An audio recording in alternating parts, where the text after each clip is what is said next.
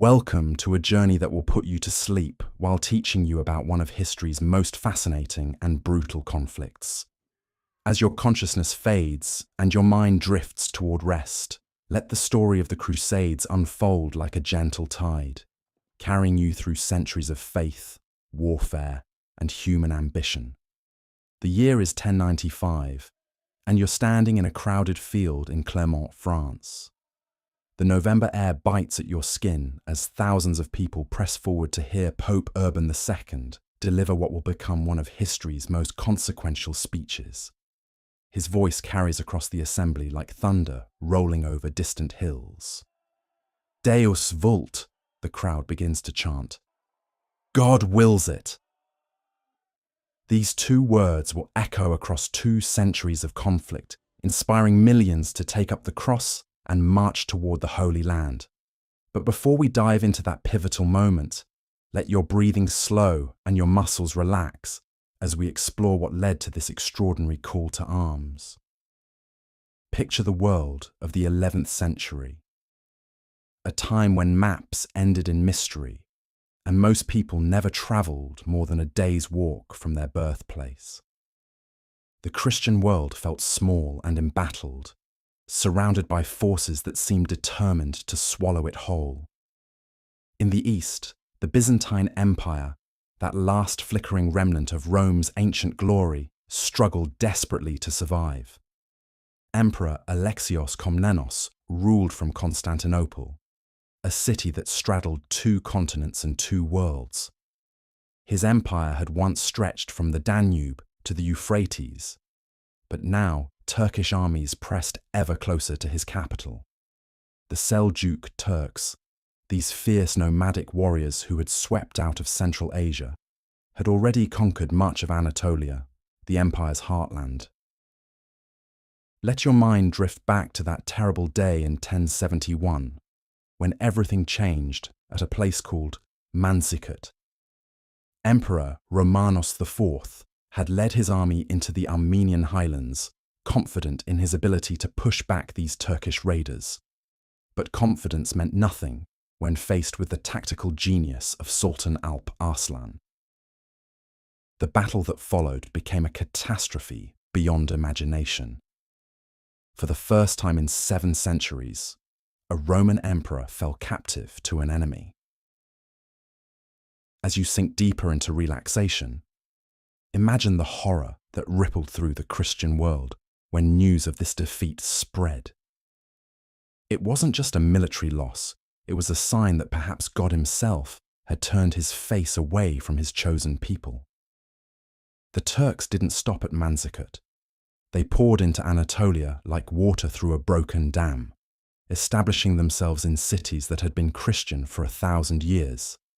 Nicaea, where the Great Council had once defined Christian doctrine, became the capital of a Turkish sultanate. Antioch, where the followers of Christ had first been called Christians, fell under Muslim rule. Jerusalem itself, though still technically controlled by the Fatimid Caliphate of Egypt, seemed more distant than ever from Christian pilgrims. As your breathing becomes deeper and more rhythmic, transport yourself to one of those pilgrim journeys. You're walking the dusty roads that lead to Jerusalem, part of a small group of believers who have sold everything they owned to make this sacred journey. The road is dangerous, filled with bandits and suspicious local authorities. Each night you huddle around a small fire, sharing bread and wine while singing hymns under the star-filled sky. When you finally reach Jerusalem, when you finally touch the stones where Christ walked, the joy is indescribable. But that joy is tinged with sadness because you know how precarious Christian access to these holy places has become. Back in Western Europe, the Church was experiencing its own transformation. The Gregorian Reform movement was reshaping Christianity, emphasizing the authority of the Pope and the spiritual purity of the clergy. Monasticism was flourishing, with new orders like the Cistercians attracting thousands of men and women seeking a life of prayer and contemplation. But alongside this spiritual renewal, came a growing militarization of Christian society. The Peace of God movement tried to limit warfare between Christians, but it also began to redirect that warrior energy toward external enemies. The concept of holy war was not new to Christianity, but it was evolving in fascinating ways. St. Augustine had written about just war centuries earlier, but now theologians were developing ideas about wars that weren't just permissible, but actually meritorious. Fighting for Christ could become a form of penance, a way to earn forgiveness for sins while serving God's purposes on earth. Knights who had spent their lives fighting each other over petty territorial disputes could now fight for something transcendent. Pope Urban understood all of these currents when he rose to speak at Clermont. He had received that desperate letter from Emperor Alexios, begging for military assistance against the Turks. The Pope saw an opportunity that went far beyond helping Byzantium. He could unite the fractious nobility of Western Europe under a single banner. He could assert papal authority over the entire Christian world. Most importantly, he could reclaim the Holy Land for Christianity. Listen to his words as they echo across the centuries. Let those who have been fighting against their brothers and relatives now fight in a proper way against the barbarians. Let those who have been serving as mercenaries for small pay now obtain the eternal reward. Let those who have been wearing themselves out in both body and soul now work for a double honor. The response was immediate and overwhelming. Thousands of people sewed crosses onto their clothing, symbolically taking the vow to march to Jerusalem. The word crusade itself comes from the Latin cruciata, meaning marked with the cross. These weren't just soldiers responding to the call. Entire families prepared to leave everything behind. Nobles mortgaged their lands to fund the expedition. Peasants sold their tools and livestock. Even women and children joined the movement, despite the obvious dangers. As sleep gently embraces you, imagine the chaos and excitement of those first preparations. Picture Godfrey of Bouillon, the Duke of Lower Lorraine, selling his castle to fund his participation. Envision Raymond of Toulouse, already in his 60s, liquidating his vast holdings to lead the largest contingent. These weren't poor men seeking fortune. They were some of the wealthiest nobles in Europe, willing to risk everything for the promise of eternal salvation. But the organized nobility weren't the first to depart. In the spring of 1096, a charismatic preacher known as Peter the Hermit began leading what historians call the People's Crusade. Peter was a small, weathered man who rode a donkey and claimed to have received a vision from Christ himself, commanding him to liberate Jerusalem. His preaching attracted thousands of poor people, minor knights, and social outcasts who couldn't wait for the official expedition. The People's Crusade became a tragedy of epic proportions. These untrained, poorly equipped masses moved through Germany and Hungary like a plague of locusts, begging and stealing food as they went. When they reached Constantinople, Emperor Alexios was horrified. This wasn't the disciplined military assistance he had requested. Against his advice, Peter's followers crossed into Anatolia, where the Turkish Sultan Kilit Arslan was waiting. The massacre that followed was complete. Thousands died, and the few survivors limped back to Constantinople, their dreams of glory shattered. Even worse was the fate of other popular movements that never made it out of Europe. As you drift deeper into sleep, let your mind recoil from the horror of what happened in the Rhineland. Groups of crusaders, inflamed by religious zealotry and economic resentment, turned their fury against the Jewish communities of Germany. In cities like Mainz, Worms, and Cologne, entire Jewish quarters were destroyed. Thousands of innocent people died simply because they practiced a different faith. This dark side of the crusading movement, this transformation of religious enthusiasm into ethnic hatred, would stain the entire enterprise. But while these tragic preliminaries were unfolding, the main crusading armies were still preparing. These were serious military forces, led by experienced commanders. Godfrey of Bouillon gathered knights from the Holy Roman Empire. Bohemond of Taranto, a Norman adventurer from southern Italy, brought his experienced soldiers who had been fighting Muslims in Sicily. Hugh of Vermandois, brother of the King of France, led French nobility. Raymond of Toulouse commanded the largest army, drawn from southern France and including many veterans of the Spanish Reconquista. The logistics of moving these armies were staggering. Tens of thousands of people needed to be fed, armed, and transported across hundreds of miles of difficult terrain. Horses required fodder, soldiers needed weapons and armor, and everyone required food and water. The Crusaders developed supply chains that stretched across Europe, with Italian merchants providing ships and Greek officials organizing provisioning. It was perhaps the largest coordinated military effort Europe had seen since the fall of Rome. As winter turns to spring in your dreams, watch these great armies finally begin their march. The route to Constantinople became a river of humanity flowing eastward. Knights in glittering mail rode alongside their squires and servants. Priests carried relics and sang hymns.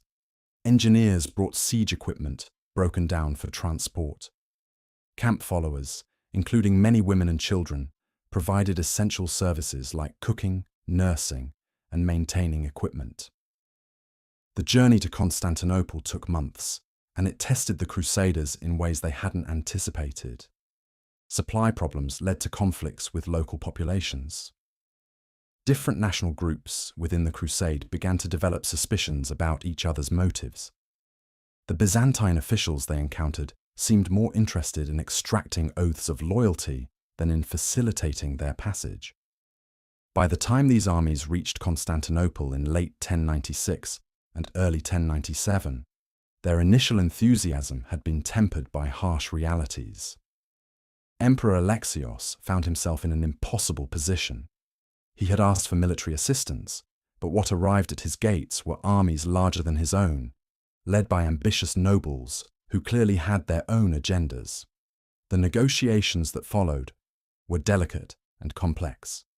Alexios wanted the Crusaders to swear oaths promising to return any former Byzantine territories they conquered. The Crusader leaders were willing to make such promises, but they interpreted them very differently than the emperor intended. Let your sleeping mind witness the spectacular ceremonies in the great palace of Constantinople. Imagine these Western knights, many of whom had never seen a city larger than a few thousand people, suddenly confronted with a metropolis of 500,000 inhabitants. The wealth and sophistication of Byzantine civilization overwhelmed them. The Hagia Sophia, with its massive dome that seemed to float in the air, made their own cathedrals look like village churches. The emperor himself, dressed in silk and purple, surrounded by an elaborate court ritual, seemed like a figure from another world.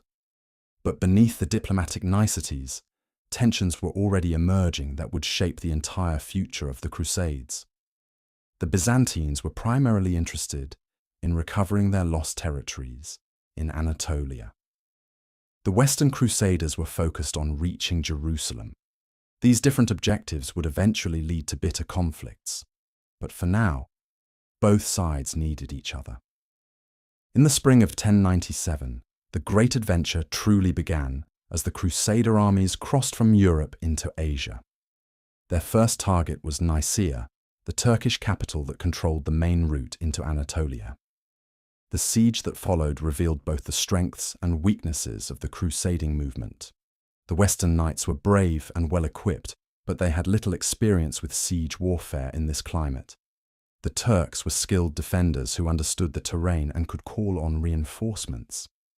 The siege of Nicaea lasted for weeks under the scorching Anatolian sun. As you sleep, imagine the sounds of this medieval siege. The thunderous crash of catapults hurling stones against the walls, the whistle of arrows filling the air, the shouts of men fighting hand-to-hand combat on scaling ladders. The Crusaders surrounded the city on 3 sides, but Nicaea sat beside a large lake, and Turkish boats continued to bring supplies and reinforcements. The breakthrough came when the Byzantines managed to transport ships overland to the lake, cutting off the city's waterborne supply line. Faced with inevitable defeat, the Turkish garrison negotiated a surrender with Emperor Alexios rather than with the Crusaders. This caused the first serious rift in the alliance. The Western Knights had expected to sack the city and claim booty to fund their expedition. Instead, they found Byzantine banners flying from the walls and their supposed allies controlling access to the city. Despite these tensions, the capture of Nicaea was a crucial victory. It opened the road to Jerusalem and demonstrated that the Turkish armies, formidable as they were, could be defeated. The Crusaders had faced their first major test and passed it, even if the victory left some bitter feelings about Byzantine intentions. As your breathing becomes slow and regular, follow the Crusader armies as they push deeper into Anatolia. The landscape they traversed was beautiful but treacherous. Rolling hills covered with scrub vegetation, river valleys that promised water but often proved to be dry, mountain passes where a small force could hold up an entire army. The heat was crushing for men accustomed to the cooler climates of northern Europe, and their heavy armour became almost unbearable under the blazing sun. The Turks, under Sultan Kilij Arslan, were far from finished. They had learned from their defeat at Nicaea and were preparing a new strategy. Rather than defending fixed positions, they would use their superior mobility to harass the Crusaders, striking when the Christians were most vulnerable and disappearing before they could respond effectively. Turkish mounted archers could fire arrows while riding at full gallop, a skill that European knights found both impressive and terrifying. The great test came at a place called Dorylaeum on July 1st, 1097. The Crusader army had divided into 2 groups for easier marching, and the Turks saw their opportunity. At dawn, thousands of Turkish cavalry swept down on the advance guard led by Bohemond. The attack was so sudden and fierce that it seemed the entire crusading movement might end before it had truly begun. Listen to the thunder of hoofbeats as wave after wave of Turkish horsemen charged the Crusader lines. Watch the arrows darken the sky like clouds of locusts.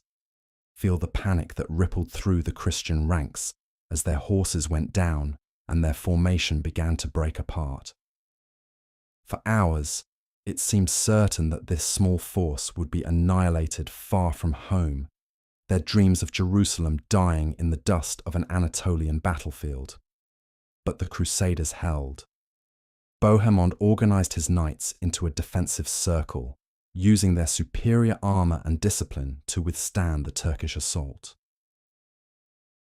The archers and infantry, including many non-combatants, fought with desperate courage. Women and children helped carry water to the wounded and arrows to the defenders.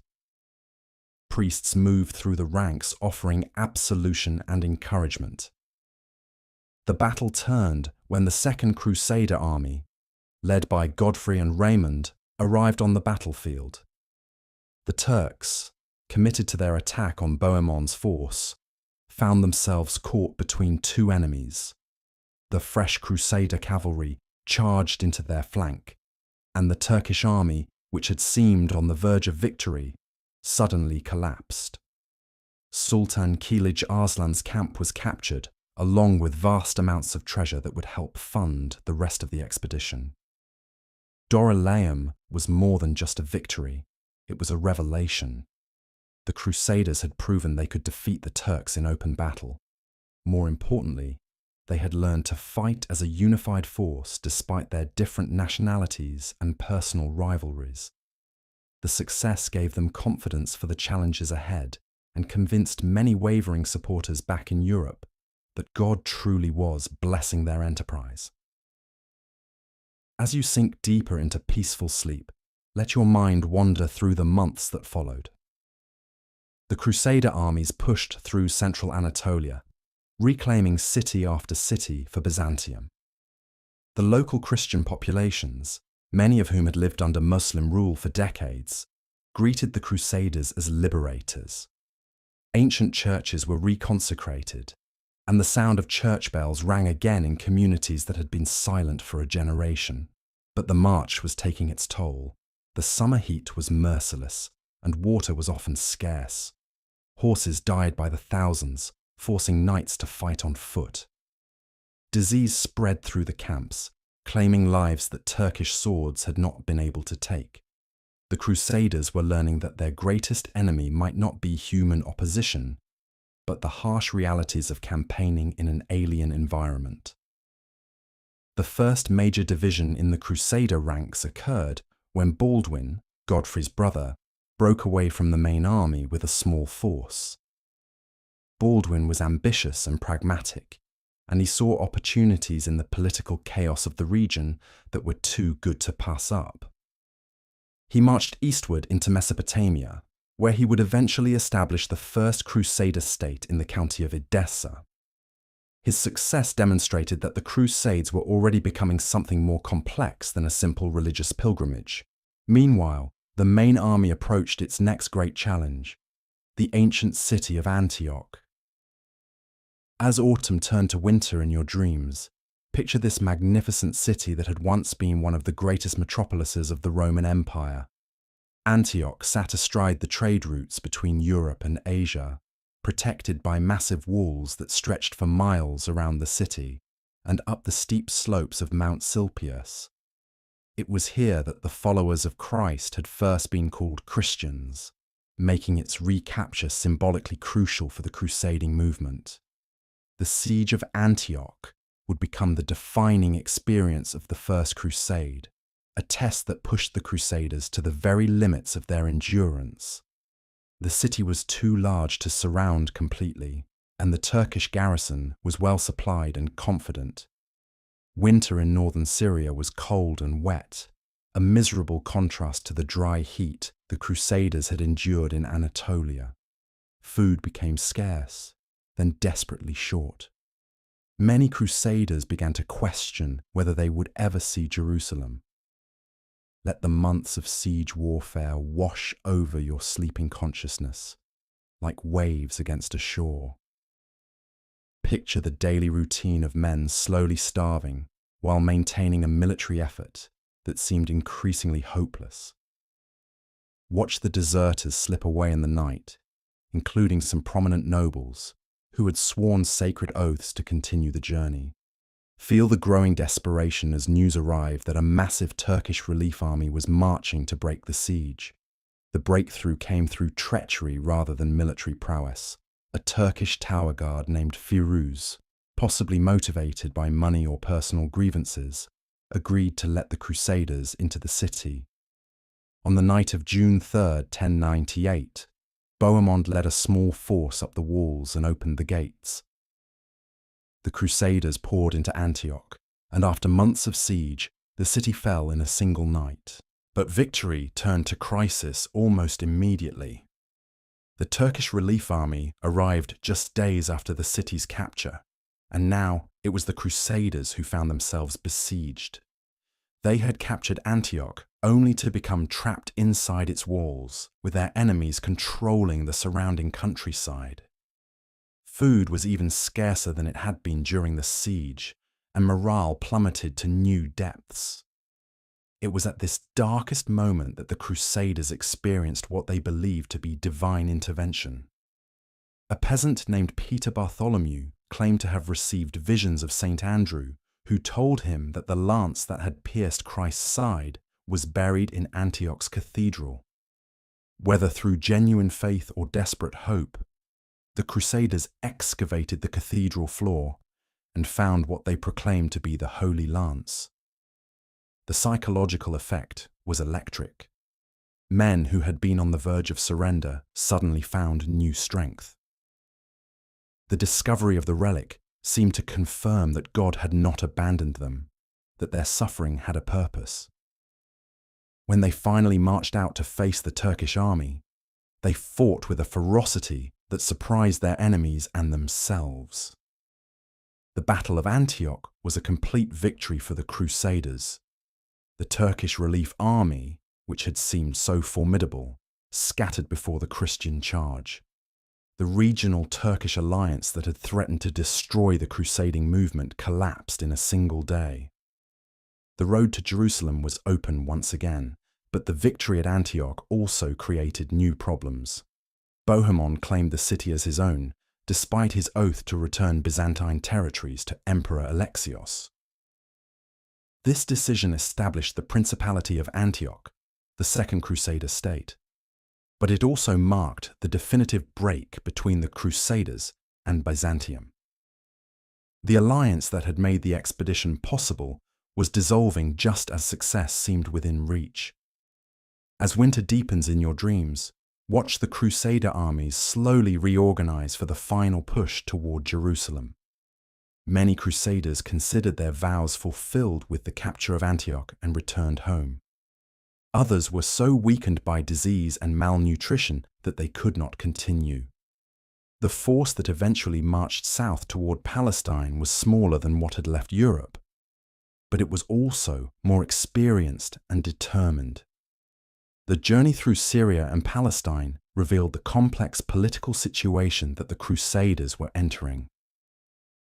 The Muslim world was deeply divided between the Sunni Abbasid Caliphate based in Baghdad, the Shia Fatimid Caliphate in Egypt, and various Turkish emirates that owed nominal allegiance to one or the other.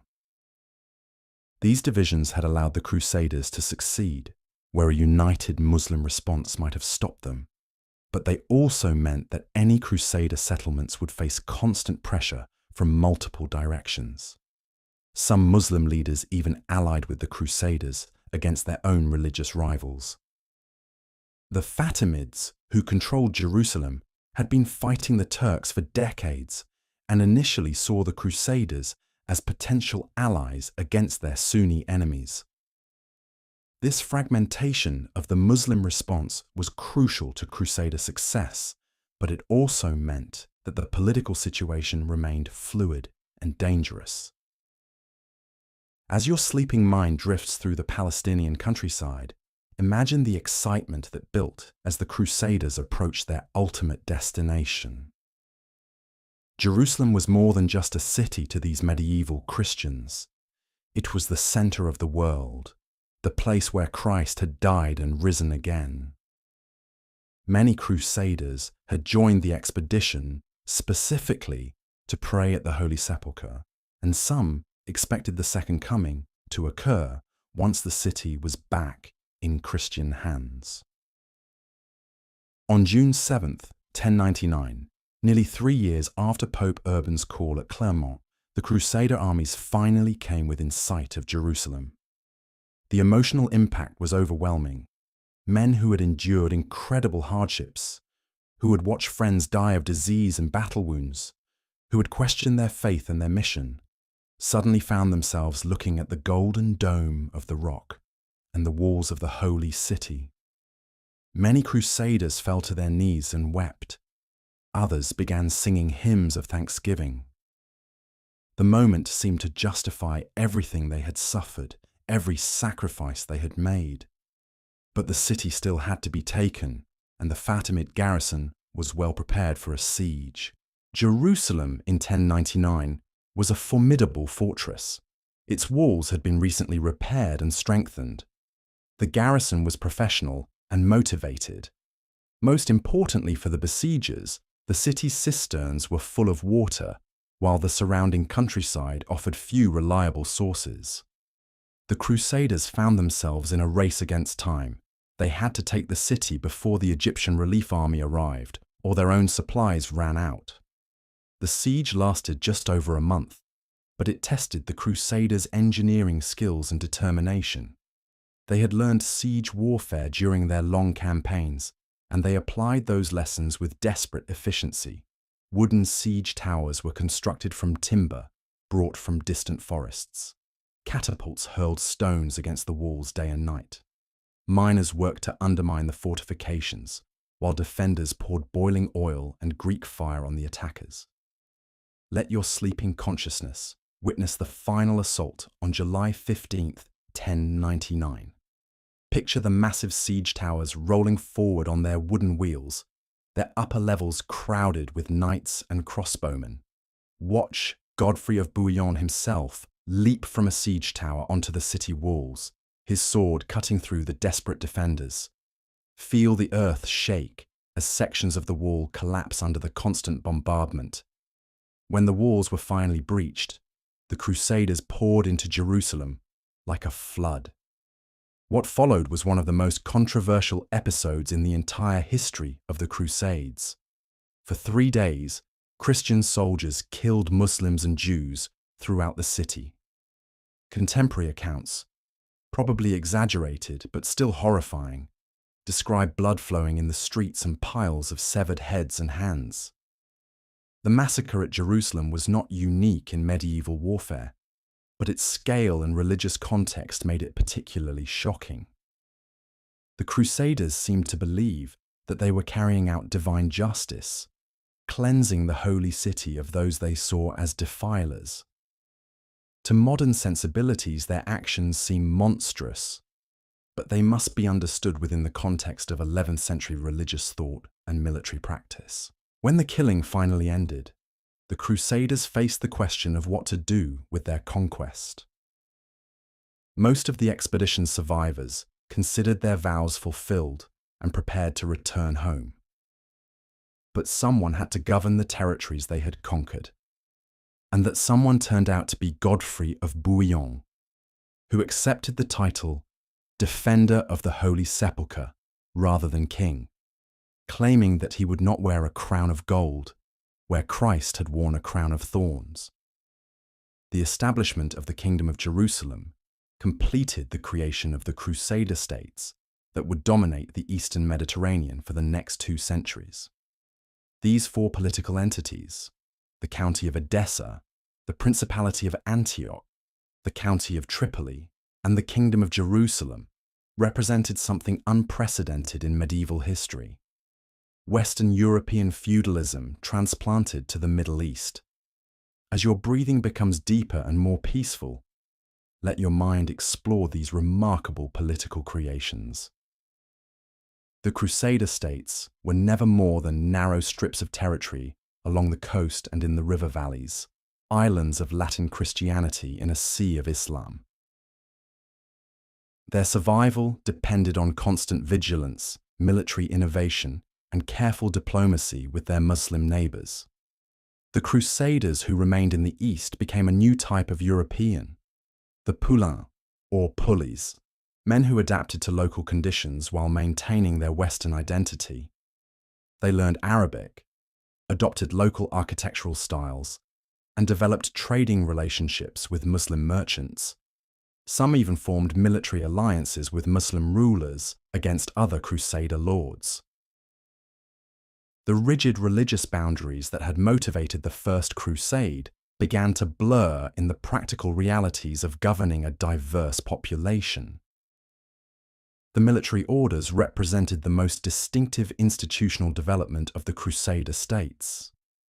The Knights Templar, founded around 1119 to protect pilgrims traveling to Jerusalem, evolved into an international organization with thousands of members and vast financial resources. The Knights Hospitaller, originally established to care for sick pilgrims, became equally militarized. These orders combined the religious devotion of monasticism with the martial skills of knighthood, creating something entirely new in Christian history. As sleep deepens around you like a gentle embrace, imagine these warrior monks in their distinctive white robes marked with red crosses. The Templars developed into Europe's first international banking system, using their network of commanderies to transfer money safely across vast distances. Pilgrims could deposit funds in Paris and withdraw them in Jerusalem, revolutionizing medieval finance. Their disciplined military formations became legendary, with rules that forbade retreat unless outnumbered more than 3 to 1. The success of the First Crusade sent shockwaves throughout both the Christian and Muslim worlds. In Europe, the victory was seen as divine vindication of the crusading ideal.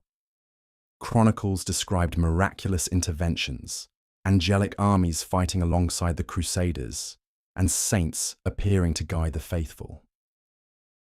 The Pope proclaimed special indulgences for future expeditions, and recruitment for ongoing campaigns became a permanent feature of European religious life.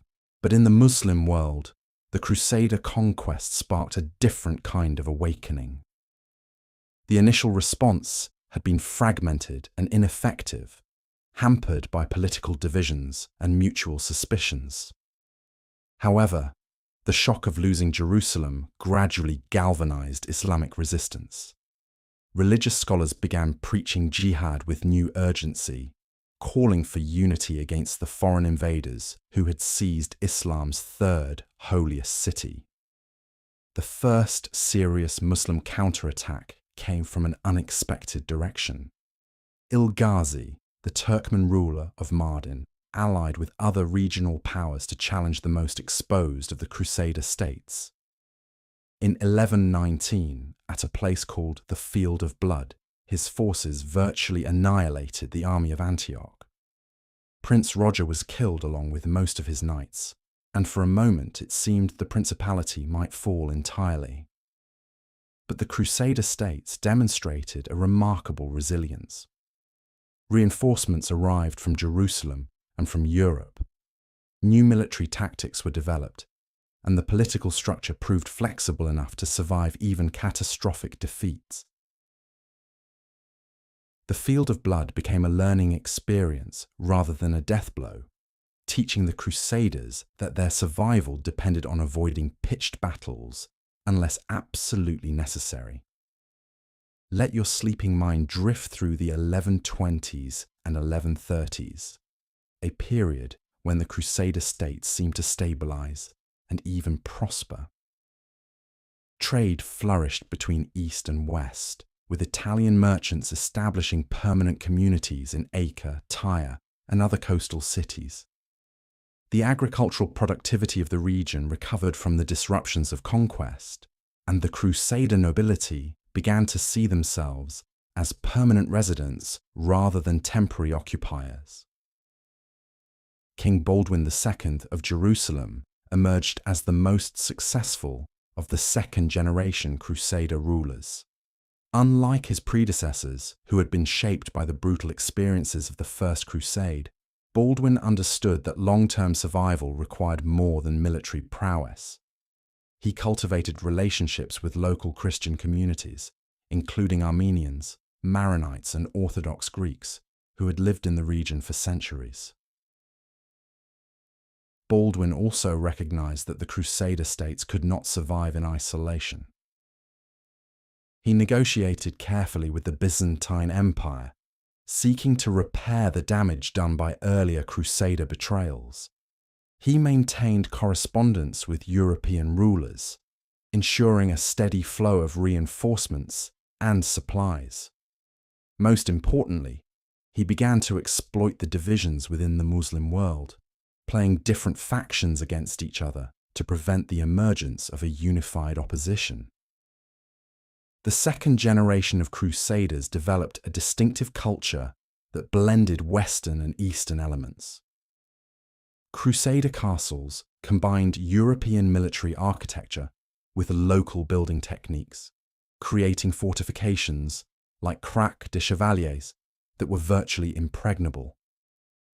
Illuminated manuscripts from Crusader scriptoriums show artistic influences from Byzantine, Islamic, and Western traditions.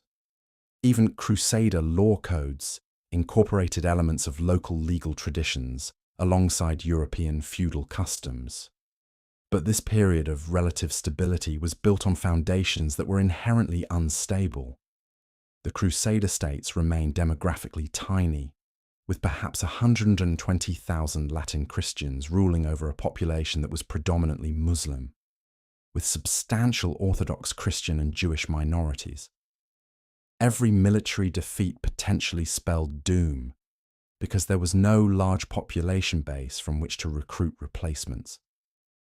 More ominously, the Muslim world was beginning to produce leaders who combined political skill with genuine religious commitment to reconquest.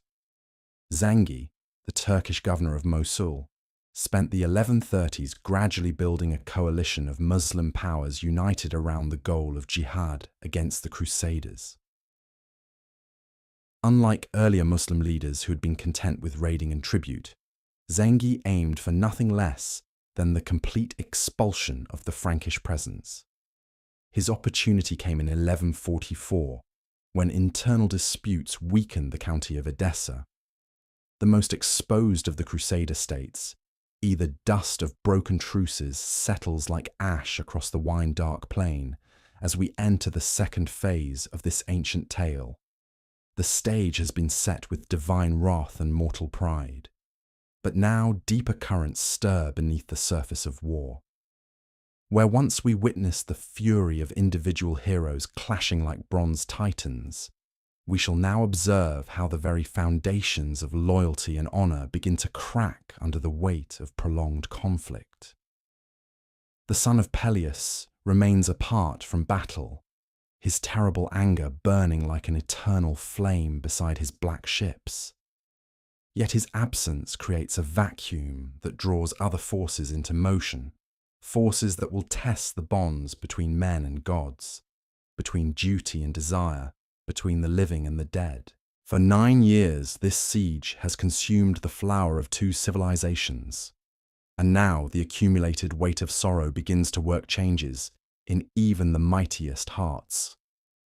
Watch as Apollo, the far shooter, tends his faithful servants while Athena sharpens her strategies for the battles to come. Observe how mortal warriors, tested beyond endurance, discover reserves of courage they never knew they possessed.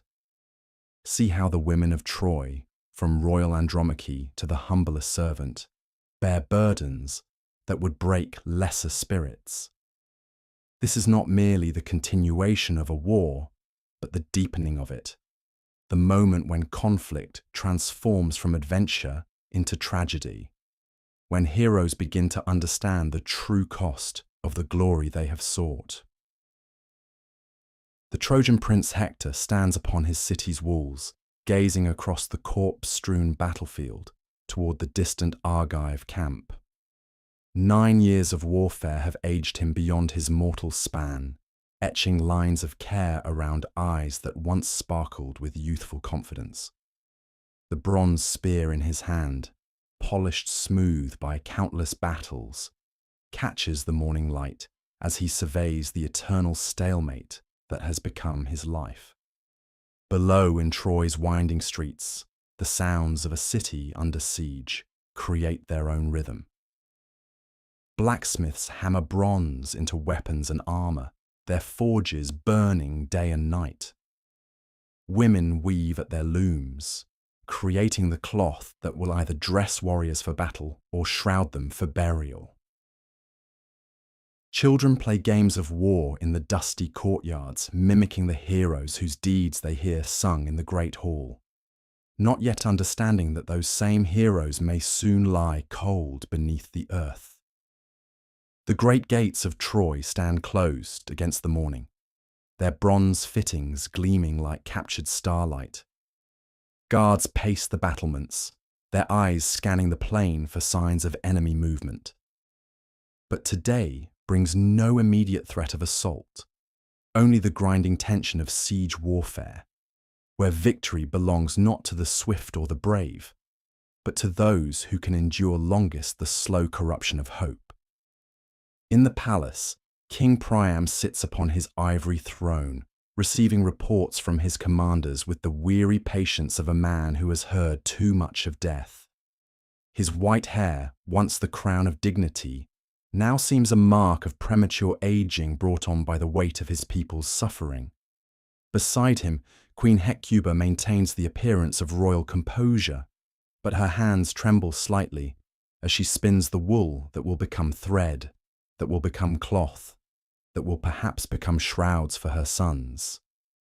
The royal council chamber echoes with familiar arguments about strategy and resources. How long can the city's granaries sustain the population? When will reinforcements arrive from distant allies? Can the walls withstand another determined assault? These questions have been asked and answered 1,000 times, yet they must be asked again, for the alternative is to surrender to despair. Hector's younger brother Paris, the shepherd prince whose beauty began this war, sits silent in the council. The golden armor he wears cannot disguise the haunted look in his dark eyes, the expression of a man who knows that thousands have died for his sake. Helen, the daughter of Zeus whose face launched 1,000 ships, rarely appears in public now, keeping to her chambers where she weaves scenes of the very war that was fought to reclaim her. Her beauty remains undiminished, but it has become a terrible burden, a reminder of the price that beauty can exact when it becomes the object of mortal desire. Yet Troy endures, as it has endured for 9 long years. The city's walls, built by the gods themselves in ages past, remain unbreached. The people continue their daily labors, finding in routine a kind of resistance to the chaos that surrounds them. The temples still echo with prayers and sacrifices, as priests beseech the immortals for protection and victory.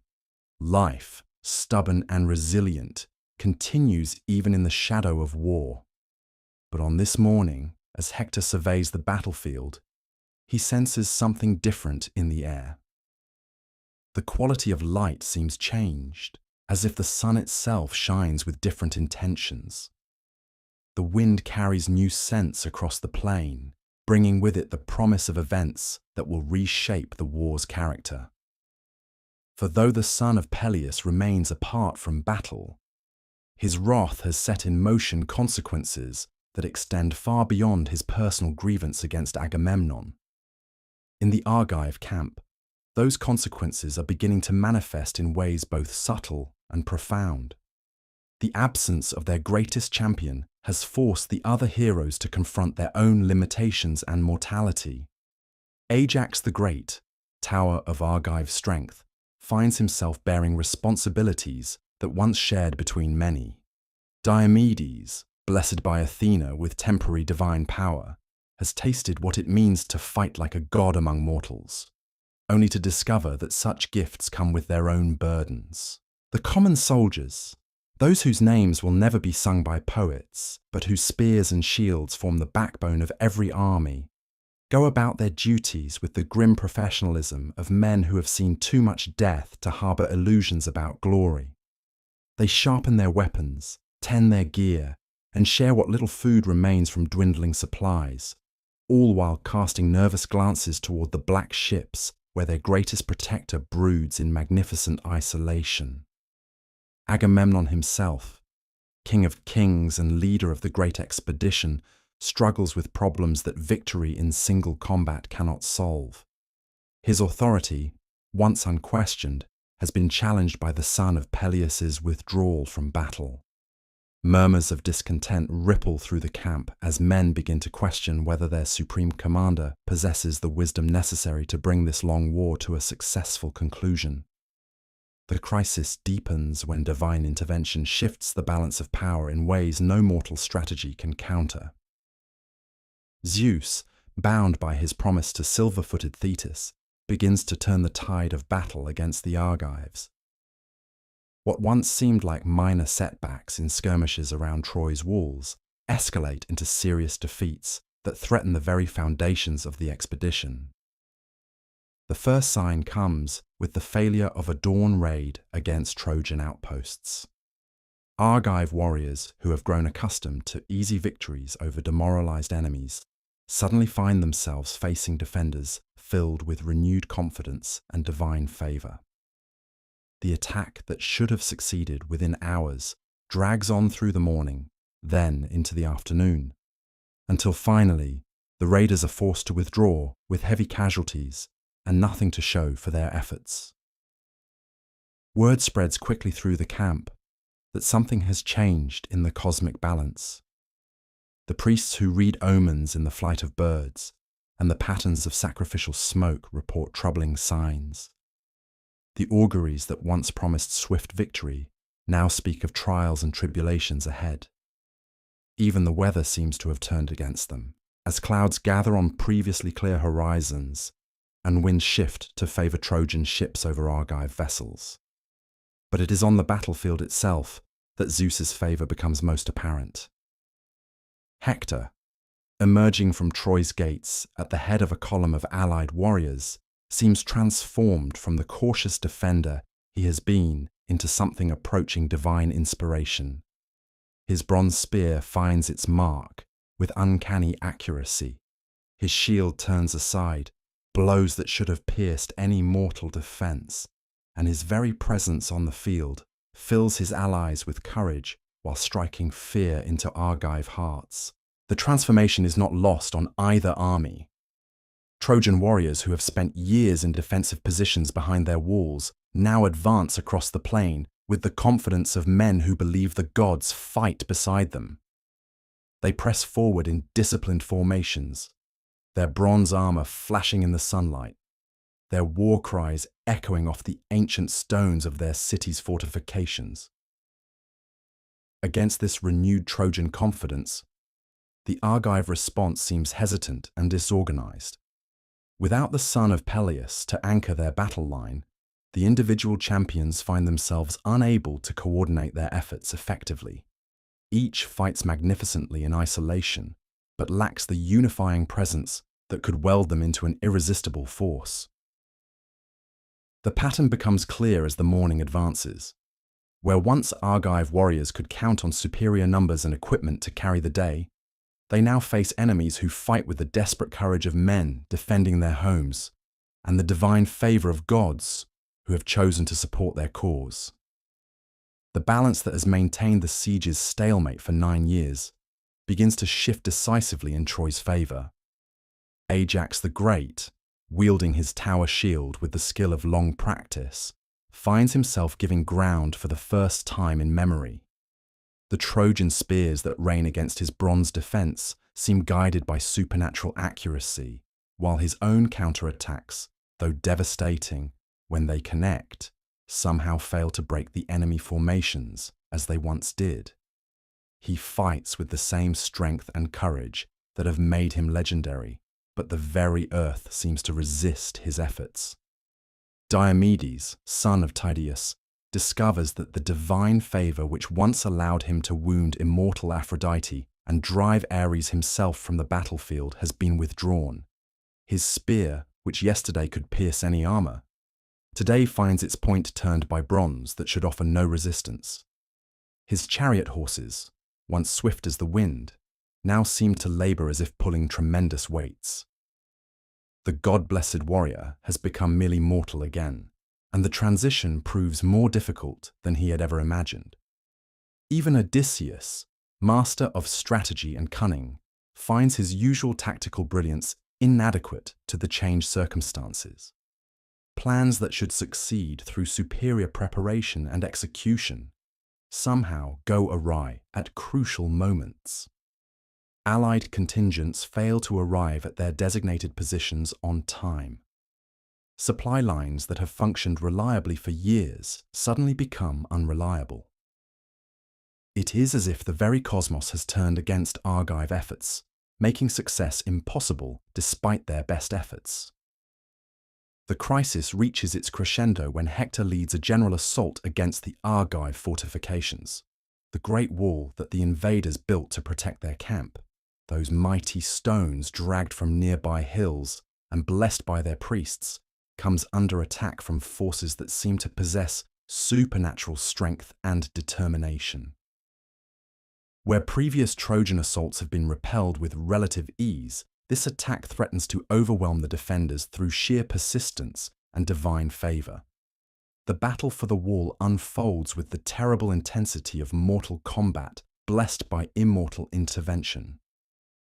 Trojan warriors scale the fortifications with ladders that somehow resist being pushed away by the defenders. Stones hurled from the ramparts miss their targets by impossible margins, while Trojan arrows find gaps in Argive armor that should not exist. The very foundations of the wall seem to tremble under assault, as if the earth itself rebels against foreign presence. At the center of this supernatural storm stands Hector, transformed by Zeus's favor from skilled mortal warrior into something approaching a force of nature. His bronze spear cuts through enemy ranks like divine lightning, while his shield deflects weapons that should pierce any mortal defense.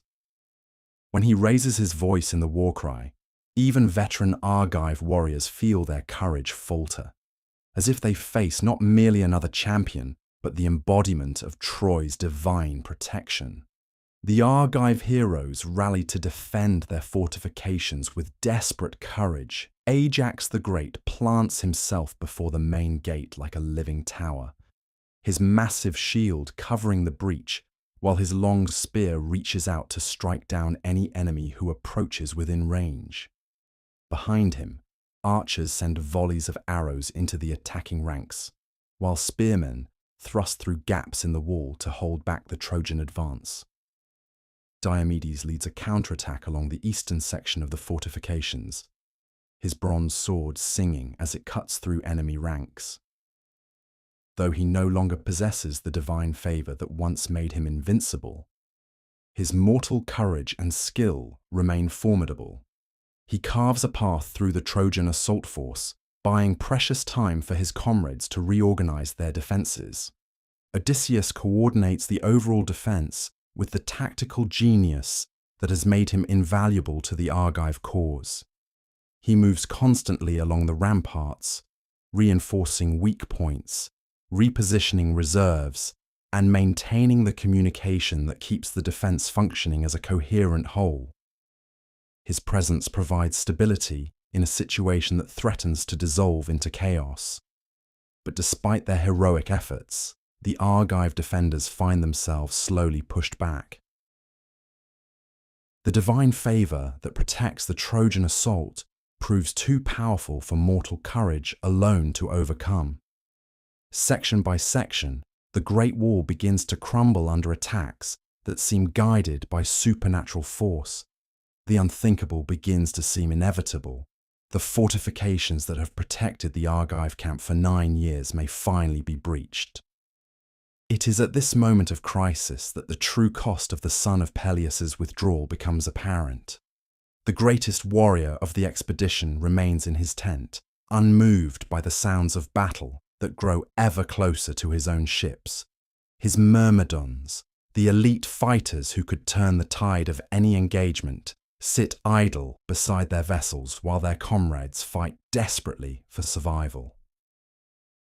The weapons that could save the day gather dust because pride proves stronger than duty. Yet even in this darkest hour, the bonds that hold the Argive coalition together refuse to break entirely. Veterans who have fought side by side for 9 years refuse to abandon their posts, even when the situation seems hopeless. Young warriors who have known no other life than this siege discover reserves of courage they never knew they possessed. The common soldiers whose names will never be remembered by history stand firm against odds that would break lesser men. The crisis deepens as Trojan forces finally breach the Great Wall at its weakest point. Through the gap, poor warriors who have dreamed of this moment for 9 long years, their bronze weapons gleaming with reflected firelight as buildings in the Argive camp begin to burn. The organized defense begins to fragment as units are cut off from central command and forced to fight as isolated bands of heroes. In this moment of apparent triumph for Troy, however, the seeds of future tragedy are already being sown. For Hector's success in driving the Argives back to their ships will set in motion the chain of events that leads to Patroclus donning Achilles' armor, to his death at Hector's hands, and to the terrible vengeance that will follow. The divine favor that makes this victory possible is the same force that will ultimately ensure Troy's destruction. The irony is lost on the combatants as they fight with desperate intensity for immediate survival. Trojan warriors press their advantage with the enthusiasm of men who see victory within their grasp. Argive defenders fall back toward their ships, not in panic, but in the controlled withdrawal of professional soldiers who understand that preservation of their forces matters more than holding every inch of ground. As the sun reaches its zenith, the battle reaches a turning point that will reshape the entire character of the war. The age of stalemate is ending, to be replaced by a period of rapid movement and decisive action that will test every participant to the limits of their endurance. The son of Peleus may remain apart from the fighting, but his absence has created conditions that will ultimately force him back into the conflict under circumstances that will make his previous anger seem gentle by comparison. The afternoon brings fresh horrors as Trojan forces, emboldened by their success against the Argive fortifications, push their attack toward the ships themselves. These black vessels, drawn up on the beach in careful rows, represent more than mere transportation.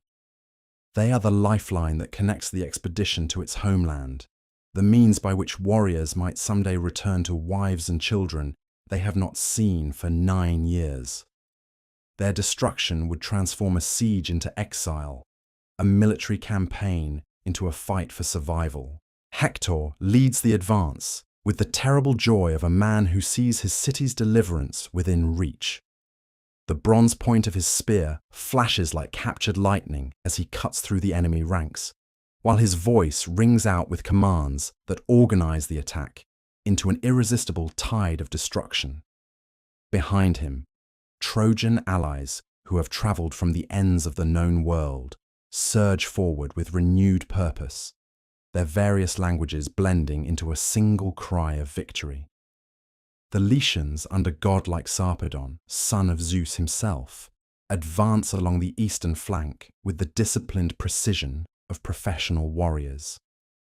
These men have served as mercenaries in conflicts across the ancient world, and their experience shows in the way they maintain formation even in the chaos of assault. Their bronze armor, marked with the symbols of distant mountains, gleams with an otherworldly light that speaks to their divine leadership. From the northern reaches come the Thracians, wild horsemen whose very appearance strikes fear into settled peoples. Their long hair flows behind them as they charge, their war cries echoing like wolf howls across the battlefield. These warriors fight not for gold or glory, but for the sheer joy of combat, and their presence adds an element of savage unpredictability to the Trojan assault. The Dardanians, led by noble Aeneas, son of Aphrodite and mortal Anchises, fight with the desperate courage of men defending their ancestral homeland. These warriors trace their lineage back to the founders of Troy itself, and they know that defeat means not merely military loss, but the extinction of their entire people. Their bronze spears thrust with the precision born of generational training, while their shields bear the ancient symbols of their royal house. Against this cosmopolitan alliance, the Argive defense begins to fragment. The loss of their fortifications has forced them to fight on ground of their enemy's choosing, while the absence of their greatest champion deprives them of the psychological advantage they have enjoyed throughout the war. Individual heroes continue to perform magnificent deeds, but lack the coordination necessary to mount an effective counterattack. Ajax the Great finds himself fighting a defensive battle along the ship's hulls, his tower shield providing the only barrier between Trojan firebrands and the vessels that represent his people's only hope of return. The bronze point of his long spear reaches out again and again to strike down enemies who approach with flaming torches, but there are always more attackers than he can handle alone. Sweat runs down his face beneath his bronze helmet, mixing with blood from minor wounds that accumulate despite his skill at defense. Diomedes rallies a group of Argive spearmen around the ship of his own contingent, organizing a defense that holds its ground through sheer, stubborn courage. These warriors from Argos and Tiryns have followed their young lord across the wine-dark sea in pursuit of glory, and they refuse to disgrace themselves by fleeing in panic. Their bronze-tipped spears form a hedge of death that slows the Trojan advance, but cannot stop it entirely. Odysseus coordinates the overall Argive response with the tactical brilliance that has made him invaluable to their cause.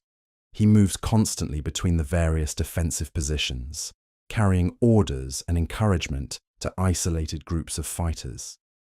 His presence provides stability in a situation that threatens to collapse into complete chaos. But even his genius cannot solve the fundamental problem of fighting a defensive battle against superior numbers blessed with divine favor. The crisis deepens when Trojan warriors reach the ships themselves and begin attempting to set them ablaze. These vessels, constructed from cedar wood brought from the forests of Lebanon, will burn readily once the flames take hold. The sight of fire beginning to lick at the stern of the nearest ship sends a shock of terror through the Argive ranks. For they understand that the destruction of their fleet would mean death far from home for every man among them. It is at this moment of supreme crisis that divine intervention saves the expedition from immediate destruction. Poseidon, the Earthshaker, observes the battle from his underwater palace and decides that Zeus's favor toward Troy has gone too far. The god of the sea may not dare to directly contradict his brother's will, but he can provide subtle assistance that shifts the balance just enough to prevent total Argive collapse. The Earthshaker's intervention takes the form of renewed courage flowing through Argive hearts at their moment of greatest need. Warriors who moments before seemed on the verge of breaking suddenly find fresh strength in their limbs and new determination in their spirits. The bronze of their weapons seems to shine with inner light, while their shields feel lighter and their spears more balanced in their hands. Ajax the Great feels the change first, as divine strength flows through his massive frame like wine warming a man's blood. His tower shield, which had begun to feel impossibly heavy after hours of combat, suddenly seems as light as a child's toy. His long spear, which had started to drag with fatigue, now moves with the fluid grace of a serpent striking its prey.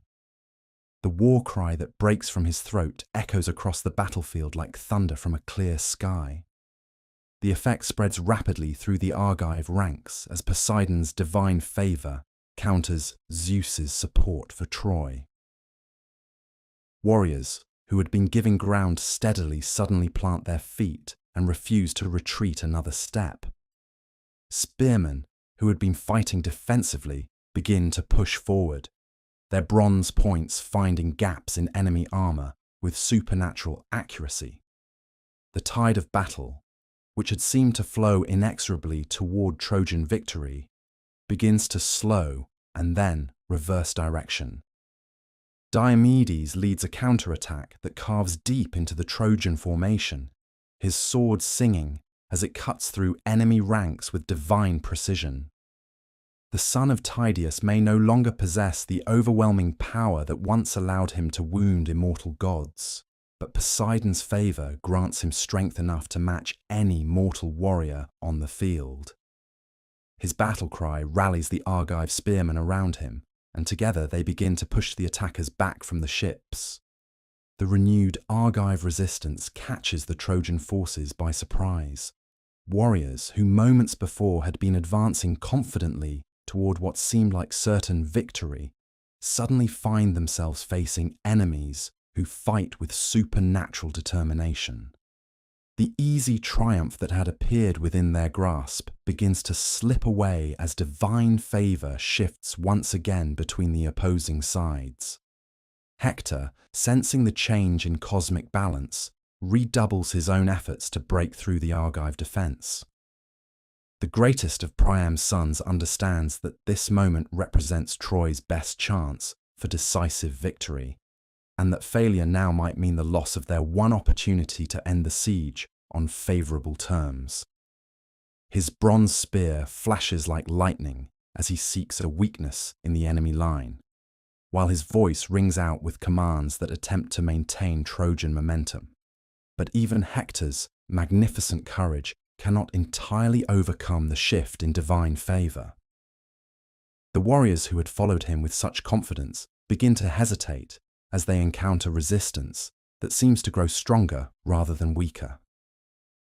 The ships that had seemed ready to burst into flames somehow resist the torches thrust against their hulls, while the Argive defenders appear to multiply rather than diminish as the battle continues. The stalemate that results from this clash of divine influences creates some of the most intense fighting the war has yet witnessed. Neither side can gain decisive advantage, but neither can afford to withdraw from positions they have purchased with so much blood.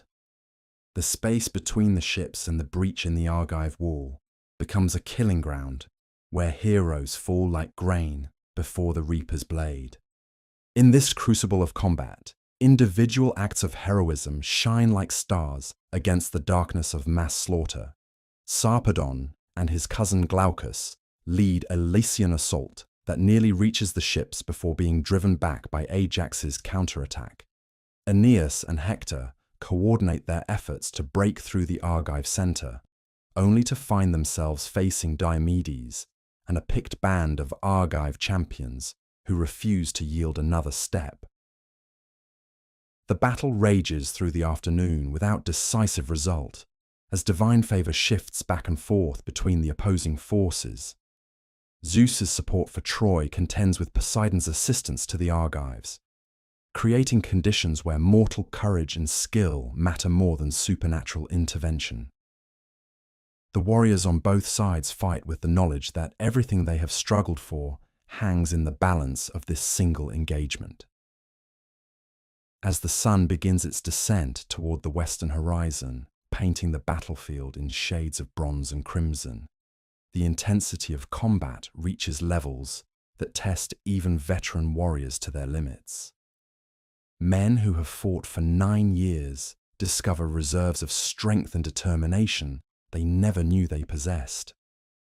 The very air seems to crackle with tension as heroes push themselves beyond all previous boundaries of endurance. Yet despite the magnificent courage displayed by warriors on both sides, the fundamental dynamics of the conflict remain unchanged. The son of Peleus continues to brood beside his ships, his terrible anger unassuaged by the desperate battle raging around him. His Myrmidons, the finest fighters in the Argive host, remain idle while their comrades die for want of their spears. The weapons that could turn the tide of battle gather dust because pride proves stronger than duty. The irony of the situation is not lost on those who understand the larger patterns at work. The very crisis that threatens to destroy the Argive expedition is creating the conditions that will eventually force the son of Peleus back into battle under circumstances that will make his previous withdrawal seem insignificant by comparison. The divine favor that enables Hector's success is the same force that will ultimately ensure his destruction. But for now, in this moment of desperate struggle, such larger patterns remain invisible to the combatants who fight with everything they possess for immediate survival. The battle continues to rage as darkness approaches, each side knowing that the next few hours may determine whether Troy stands unconquered or falls in flames, whether the Argive expedition returns home in triumph or perishes on foreign shores, far from the graves of their ancestors. The approaching night brings with it the promise of temporary respite from combat, but also the knowledge that tomorrow will bring fresh challenges and new tests of courage. For this war has passed beyond the point where simple military victory can resolve the fundamental tensions that drive it. Too much blood has been spilled. Too many heroes have fallen. Too many oaths have been sworn in the presence of the gods for any easy resolution to be possible. The second phase of this ancient tale draws to its close with the recognition that the conflict has entered a new and more dangerous stage. The age of stalemate is ending, to be replaced by a period of rapid movement and decisive action that will test every participant to the limits of their humanity. The son of Peleus may remain apart from the fighting, but forces are already in motion that will drag him back into the conflict under circumstances that will transform his personal anger into something far more terrible and far more consequential. As the stars begin to appear in the darkening sky above the wine-dark plain, both armies draw back from the field of slaughter to tend their wounds and count their losses. The temporary cessation of combat brings not relief but grim recognition of how much the day's fighting has cost both sides. The ground between Troy's walls and the Argive ships lies carpeted with bronze and flesh, testament to the fury that divine intervention can unleash when immortal wills clash through mortal instruments. In the Trojan camp, Hector strips the blood from his spear and armor as his captains gather around him in the flickering light of torches. The greatest of Priam's sons has led his people closer to decisive victory than any previous effort has achieved, yet he knows that the opportunity may already be slipping away. The divine favor that blessed their assault shows signs of wavering, while the Argive resistance has proven more resilient than even his most pessimistic advisors had predicted. "We have driven them to their ships," announces Sarpedon, his voice carrying the satisfaction of a warrior who has seen his enemies flee before him. The Lycian prince bears fresh wounds from the day's fighting, but his spirit remains unbroken by the ordeal. One more assault like today's and their black hulls will burn on the beach while their crews flee across the wine-dark sea. But Hector's expression remains troubled as he gazes across the darkened battlefield toward the enemy camp. Something in the afternoon's fighting has disturbed him. Some shift in the cosmic balance that his warrior's instincts detect, even if his mind cannot fully comprehend its implications.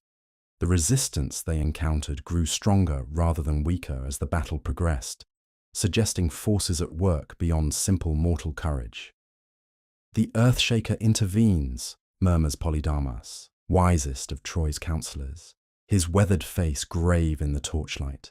"I felt his presence in the way the enemy ranks reformed when they should have broken, in the strength that flowed through Argive spears when their wielders should have been exhausted.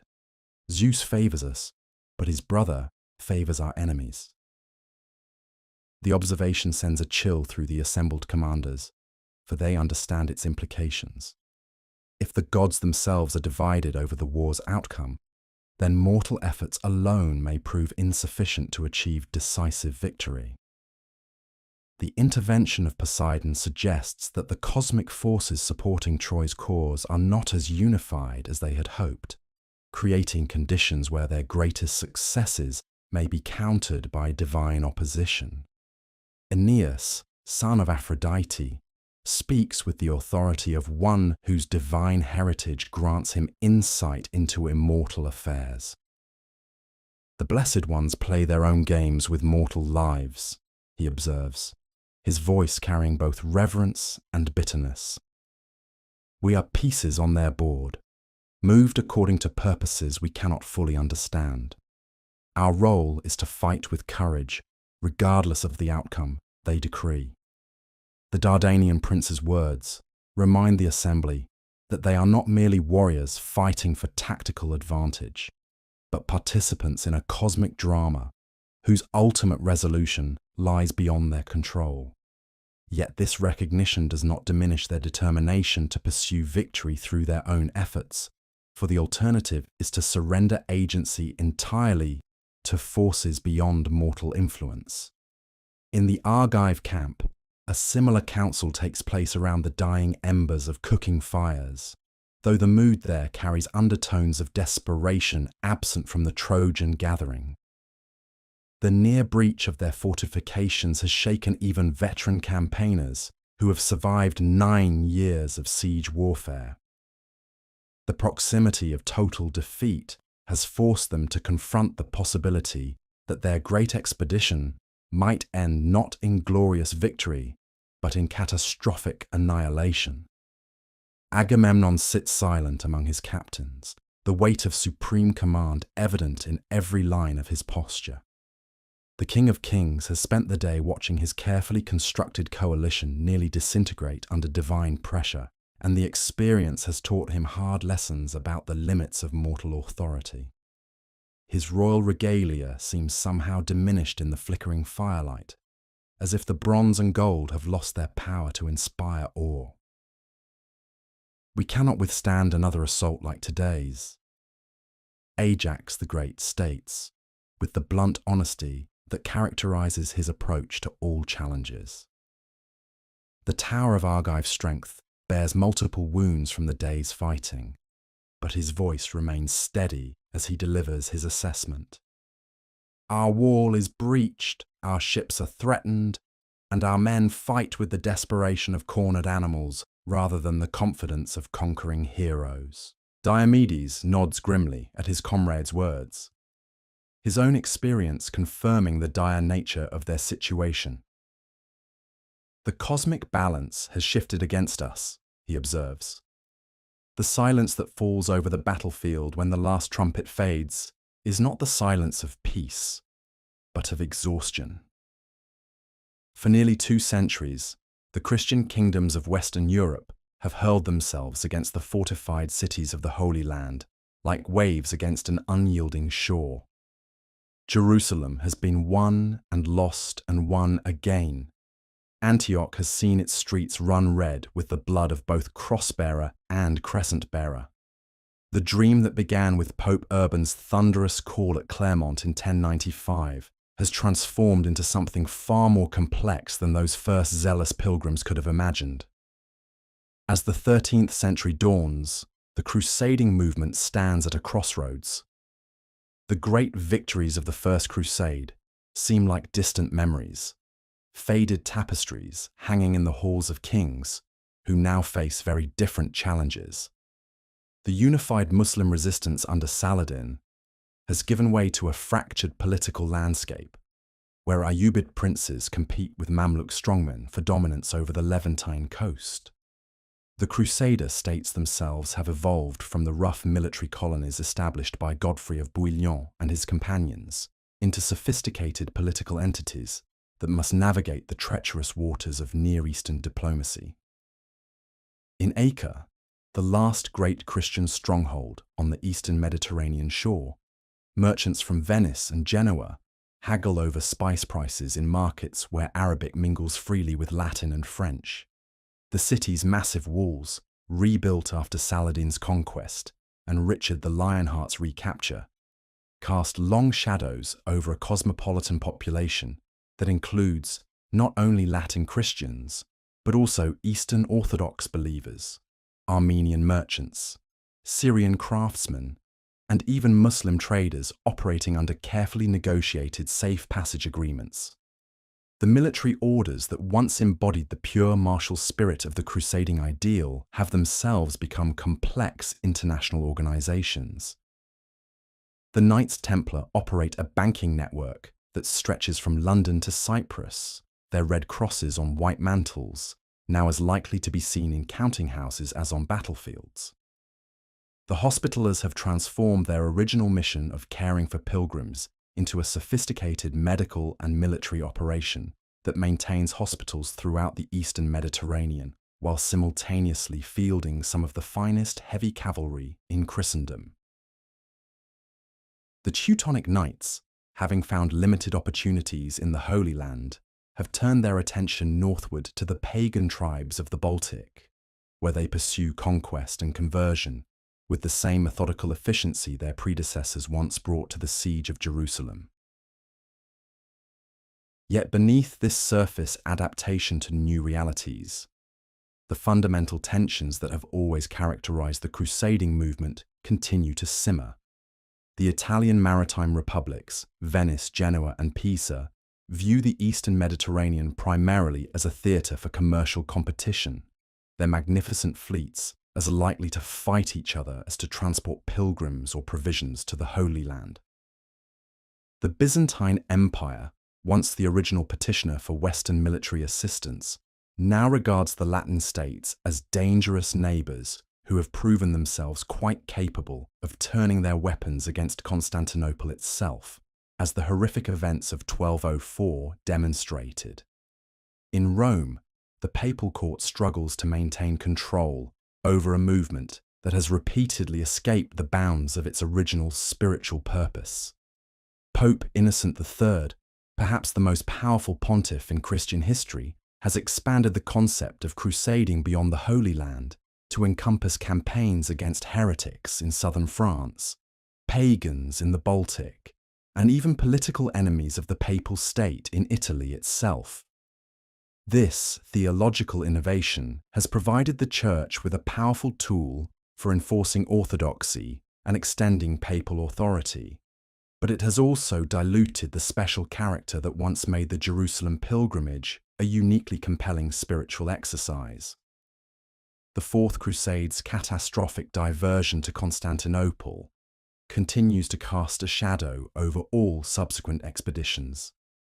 The sight of Latin knights sacking the greatest Christian city in the world, melting down ancient icons for their gold content, and desecrating altars that had witnessed centuries of liturgical worship, has created a wound in the body of Christendom that shows no signs of healing. The Byzantine Empire, reduced to a rump state centered on Nicaea, views any Western military expedition with deep suspicion, while the newly established Latin Empire of Constantinople struggles to maintain legitimacy in the face of Greek Orthodox hostility and its own internal contradictions. Against this backdrop of political fragmentation and spiritual uncertainty, new voices begin to emerge that will fundamentally transform the nature of Christian engagement with the Islamic world. In the hills of Umbria, a young merchant's son named Giovanni di Pietro di Bernardone experiences a series of mystical visions that lead him to abandon his comfortable life for one of radical poverty and evangelical preaching. Francis of Assisi, as he will become known, represents a revolutionary approach to the Islamic world, not conquest through force of arms, but conversion through the power of Christian example and direct spiritual dialogue. The Franciscan mission to the Islamic world begins not with military planning, but with a radical act of faith.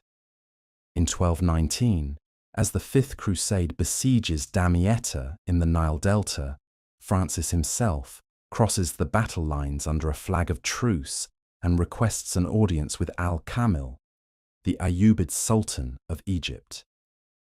The meeting between the poverty-embracing Christian mystic and the sophisticated Muslim ruler represents a profound alternative to the military confrontation that has characterized Christian-Islamic relations for over a century. Contemporary accounts of this encounter, filtered through the hagiographical traditions that quickly grew up around Francis, suggest a meeting of remarkable mutual respect. Al-Kamil, grandson of the great Saladin and himself a patron of Islamic scholarship and poetry, receives the Christian holy man with courtesy and genuine interest. The Sultan's court includes scholars familiar with Christian theology, and the theological discussions that ensue reveal the sophisticated intellectual culture of Ayyubid Egypt, where Islamic, Christian, and Jewish traditions intersect in ways that the crude stereotypes of crusading propaganda had never acknowledged. Francis's approach to the Islamic world is revolutionary in its simplicity. Rather than seeking to demonstrate the superiority of Christian civilization through military conquest or political domination, he attempts to embody the radical love that he believes lies at the heart of the Christian message. His voluntary poverty, his care for the sick and outcast, his evident sincerity and lack of personal ambition create a profound impression on Muslim observers who have grown accustomed to associating Christianity with the violence and rapacity of crusading armies. The Franciscan missions that follow Francis's pioneering journey establish a new model for Christian engagement with the Islamic world. Unlike the military expeditions that sought to carve out territorial enclaves through force of arms, these missions operate through persuasion, example, and the gradual building of relationships across religious boundaries. Franciscan friars learn Arabic, study Islamic theology, and develop sophisticated apologetic arguments designed not to demonize Islam, but to demonstrate the truth of Christian revelation through rational discourse and lived witness. This new approach finds its most sophisticated expression in the work of Ramon Llull, a Catalan nobleman who experiences his own dramatic conversion and dedicates his life to the peaceful conversion of Muslims and Jews.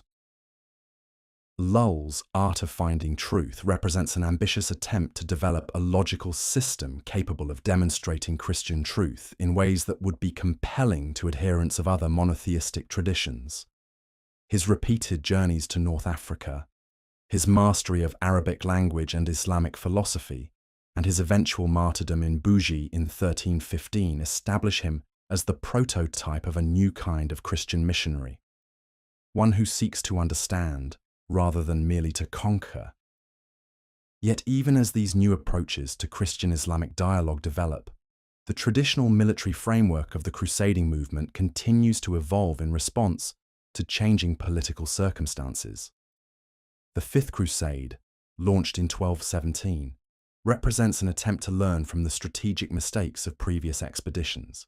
Rather than targeting Jerusalem directly, the expedition's planners recognized that control of Egypt is the key to sustainable dominance over the entire eastern Mediterranean region.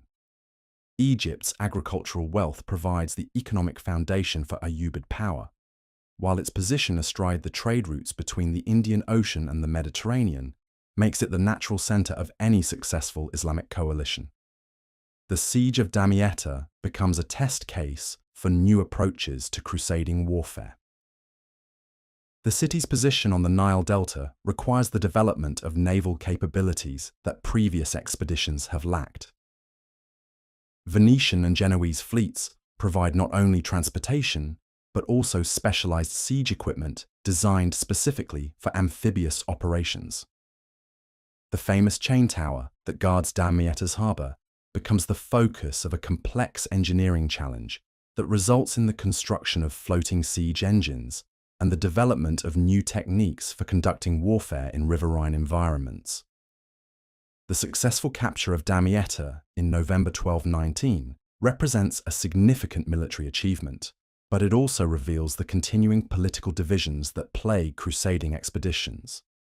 The papal legate Pelagius, armed with extensive authority from Rome, clashes repeatedly with secular leaders over strategy and objectives.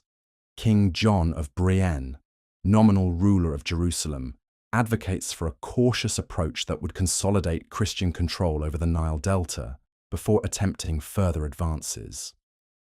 Pelagius, convinced that divine providence has destined the expedition for complete victory, insists on an immediate advance toward Cairo.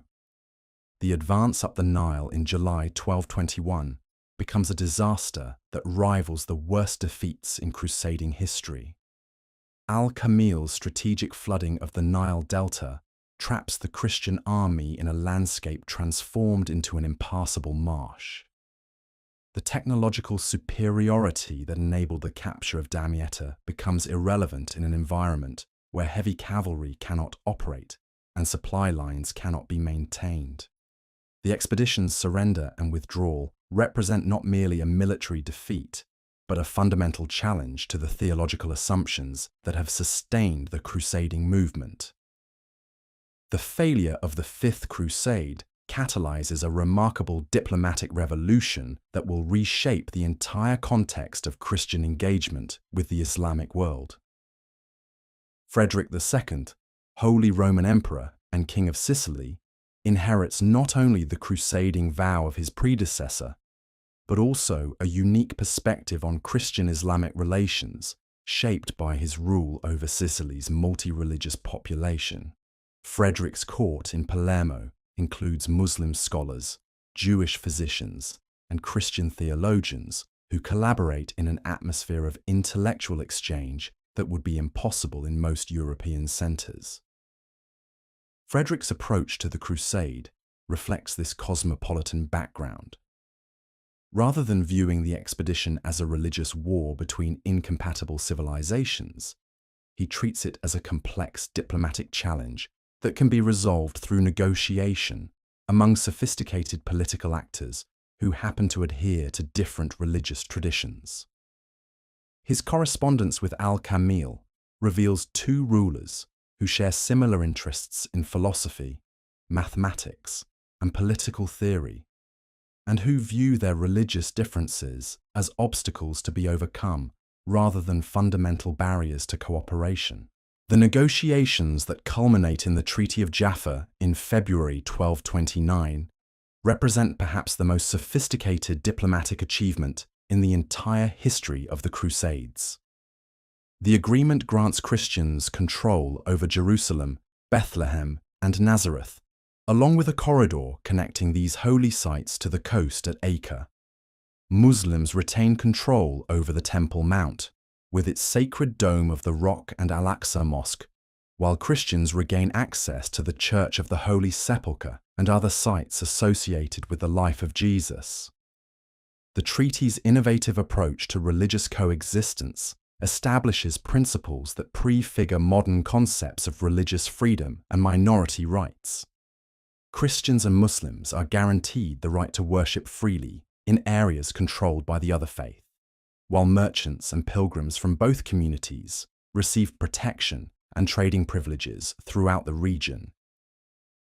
The agreement even includes provisions for joint administration of disputed sites and mechanisms for resolving conflicts through arbitration rather than warfare.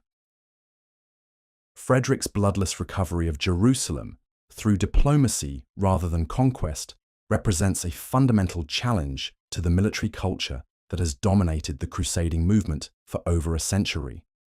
The emperor's coronation as King of Jerusalem in the Church of the Holy Sepulchre, performed by his own hands in the absence of any clergy willing to participate in the ceremony, symbolizes both the achievement and the isolation that his unorthodox methods have created. The reaction to Frederick's diplomatic triumph reveals the deep tensions within Latin Christendom over the proper relationship between religious conviction and political pragmatism. Pope Gregory IX, locked in a broader conflict with Frederick over imperial authority in Italy, denounces the treaty as an unacceptable compromise with infidel power. The Patriarch of Jerusalem places the city under interdict, arguing that a Jerusalem controlled through negotiation with Muslims cannot be considered truly liberated. Many of the military orders view Frederick's success with suspicion, recognizing that his diplomatic methods threaten their institutional raison d'être. Yet Frederick's achievement also demonstrates possibilities for Christian-Islamic coexistence that inspire new approaches to interfaith dialogue throughout the Mediterranean world. The Treaty of Jaffa becomes a model for subsequent agreements between Christian and Muslim rulers, establishing precedents for religious tolerance and commercial cooperation that will influence diplomatic practice for centuries to come. The emperor's court in Sicily continues to serve as a center for cross-cultural exchange, where Islamic scientific texts are translated into Latin and Christian theological works are rendered into Arabic. The intellectual ferment generated by this cultural exchange contributes to the remarkable flowering of medieval philosophy and science in the 13th century. The works of Averroes and Avicenna, transmitted through Sicilian and Spanish translation centers, profoundly influence Christian thinkers like Albert the Great and Thomas Aquinas. The Aristotelian revival that transforms European universities begins with Islamic commentaries that preserve and extend Greek philosophical traditions. The mathematical and astronomical knowledge that enables the development of Gothic architecture and improved navigation techniques derives largely from Islamic sources transmitted through these cross-cultural networks. Yet, even as diplomatic and intellectual exchange creates new possibilities for Christian Islamic understanding. The fundamental military challenge posed by Islamic resurgence continues to evolve. The rise of the Mamluk Sultanate in Egypt represents a new phase in the long struggle for dominance over the Eastern Mediterranean. Unlike the Ayyubid princes, who were often willing to negotiate with Christian rulers as equals, the Mamluk military elite views the Crusader states as anachronistic vestiges of an earlier era that must be systematically eliminated.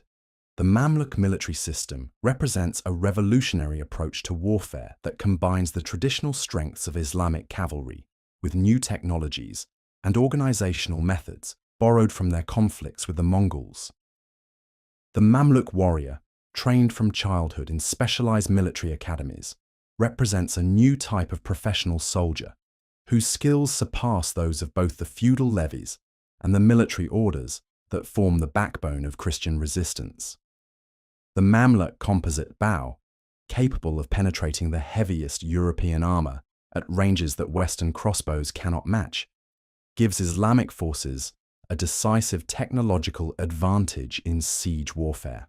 The systematic Mamluk conquest of the Crusader states begins with the capture of Antioch in 1268, a siege that demonstrates the new level of military sophistication that Islamic forces have achieved. The city's massive fortifications, which had withstood numerous previous sieges, crumble before the concentrated fire of Mamluk mangonels and trebuchets, operated by engineers trained in the latest Chinese and Persian siege techniques. The fall of Antioch, one of the first and greatest Crusader conquests, sends shockwaves throughout Latin Christendom and marks the beginning of the end for the Latin presence in the Levant. Sultan Baybars, the Mamluk leader who orchestrates this final phase of Islamic reconquest, represents a new type of Islamic leader whose methods combine traditional Ghazi warfare with sophisticated intelligence networks and psychological warfare.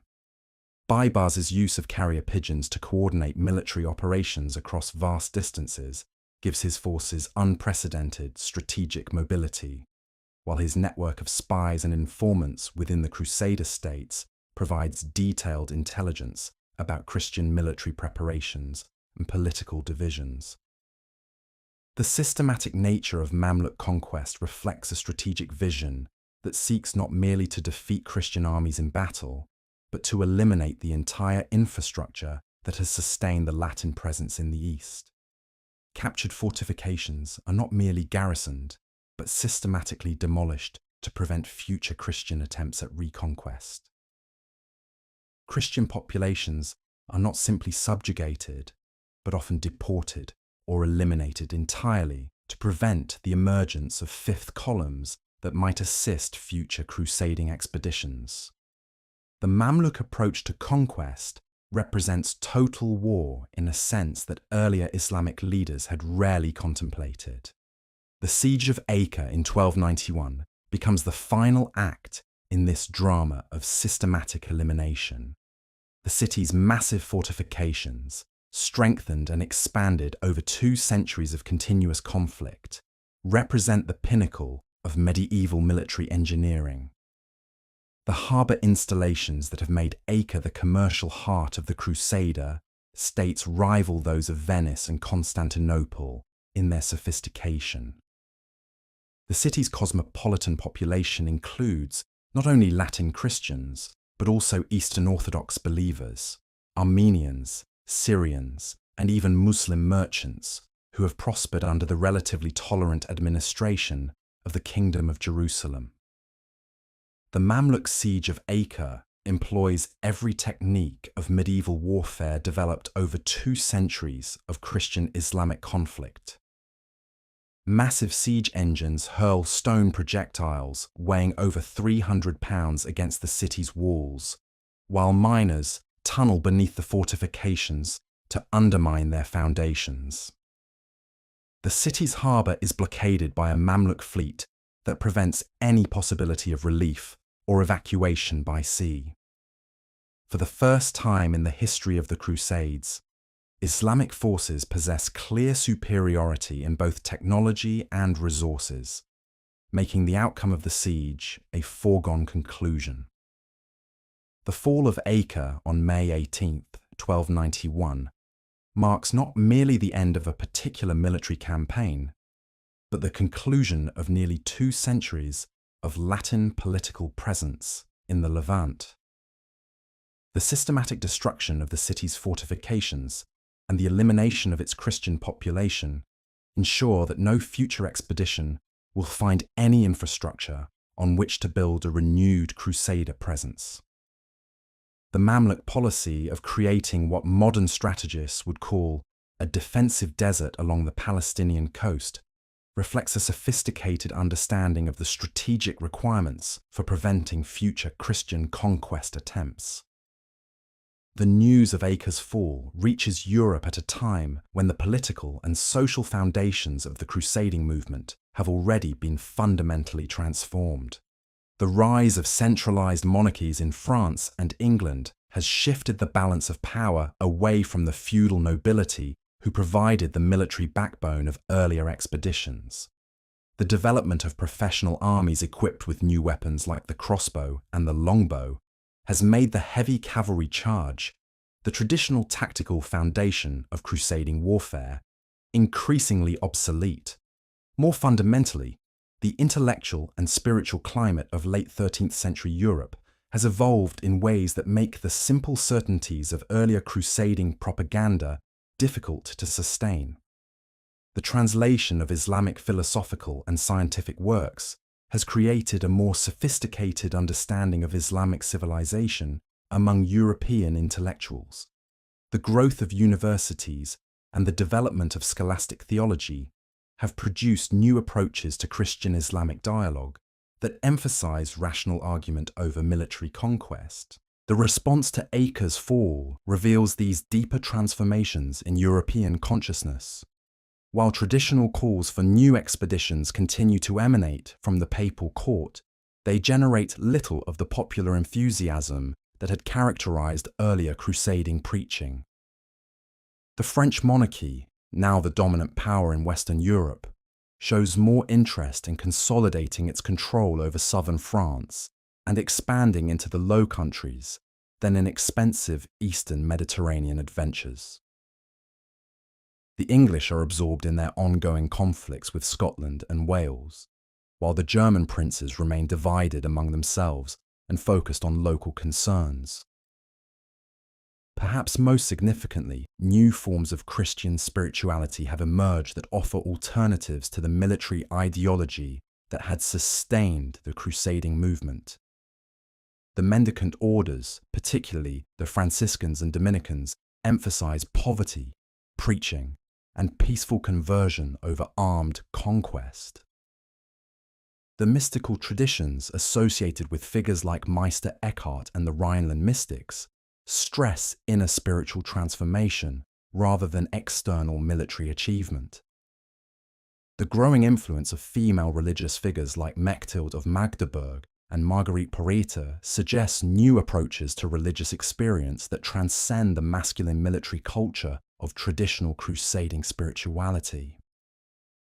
Yet even as the military phase of the crusading movement draws to a close, its intellectual and cultural legacy continues to shape European development in profound ways.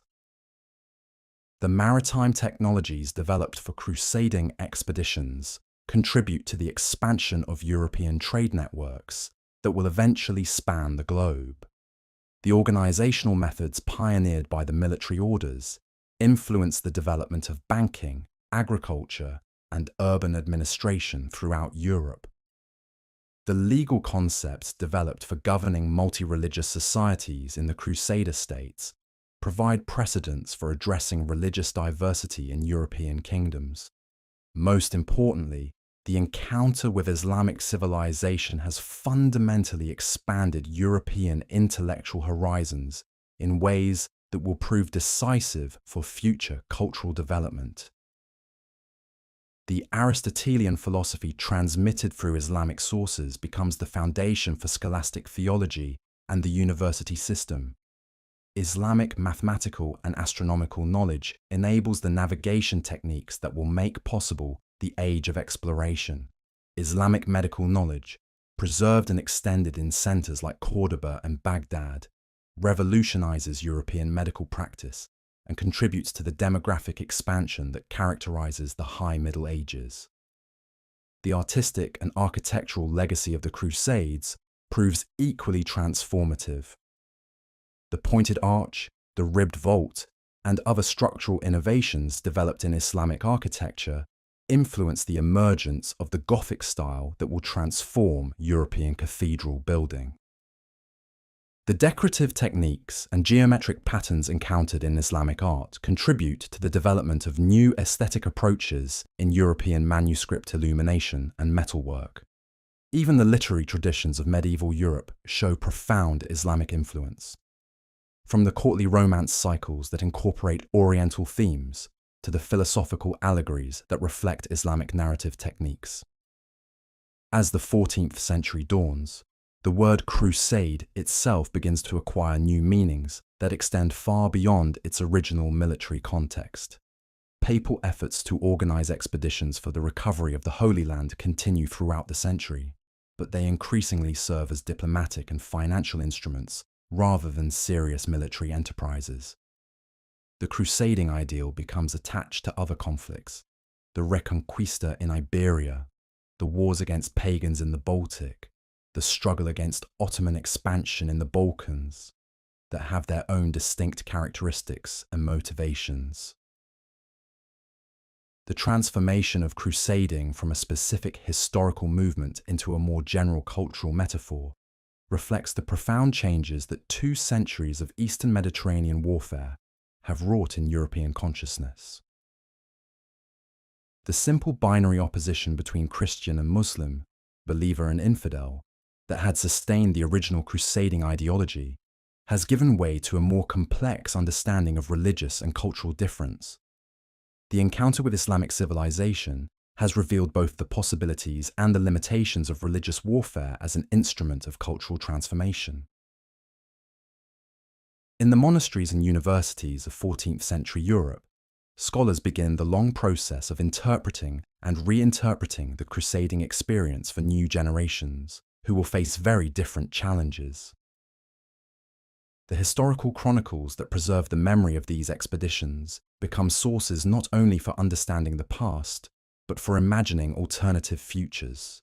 The theological treatises that attempted to justify or criticize crusading warfare contribute to evolving theories of just war and international law. The literary works that romanticize or critique the crusading ideal help to shape new forms of cultural expression that will characterize the late medieval and early modern periods. Perhaps most significantly, the crusading experience has demonstrated both the possibilities and the limitations of religious enthusiasm as a force for historical change.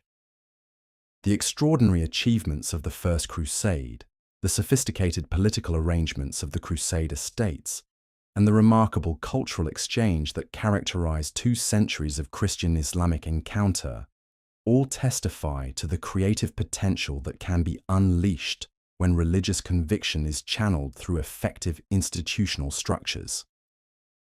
Yet the ultimate failure of the crusading project to achieve its stated objectives also reveals the dangers inherent in any attempt to impose religious solutions on complex political problems. The repeated cycles of conquest and reconquest, the enormous human costs of 2 centuries of warfare, and the persistent inability of military success to generate lasting political stability all suggest the limitations of force as an instrument of religious or cultural transformation. As the medieval period gradually gives way to the early modern era, the crusading legacy will continue to influence European development in ways both obvious and subtle. The maritime expansion that carries European power to the Americas and Asia draws heavily on technologies and organizational methods pioneered during the Eastern Mediterranean expeditions. The colonial enterprises that establish European dominance over much of the non-European world often employ ideological justifications that echo crusading themes of religious mission and cultural superiority. Yet the same period also witnesses the development of new approaches to religious and cultural diversity that reflect lessons learned from the crusading experience.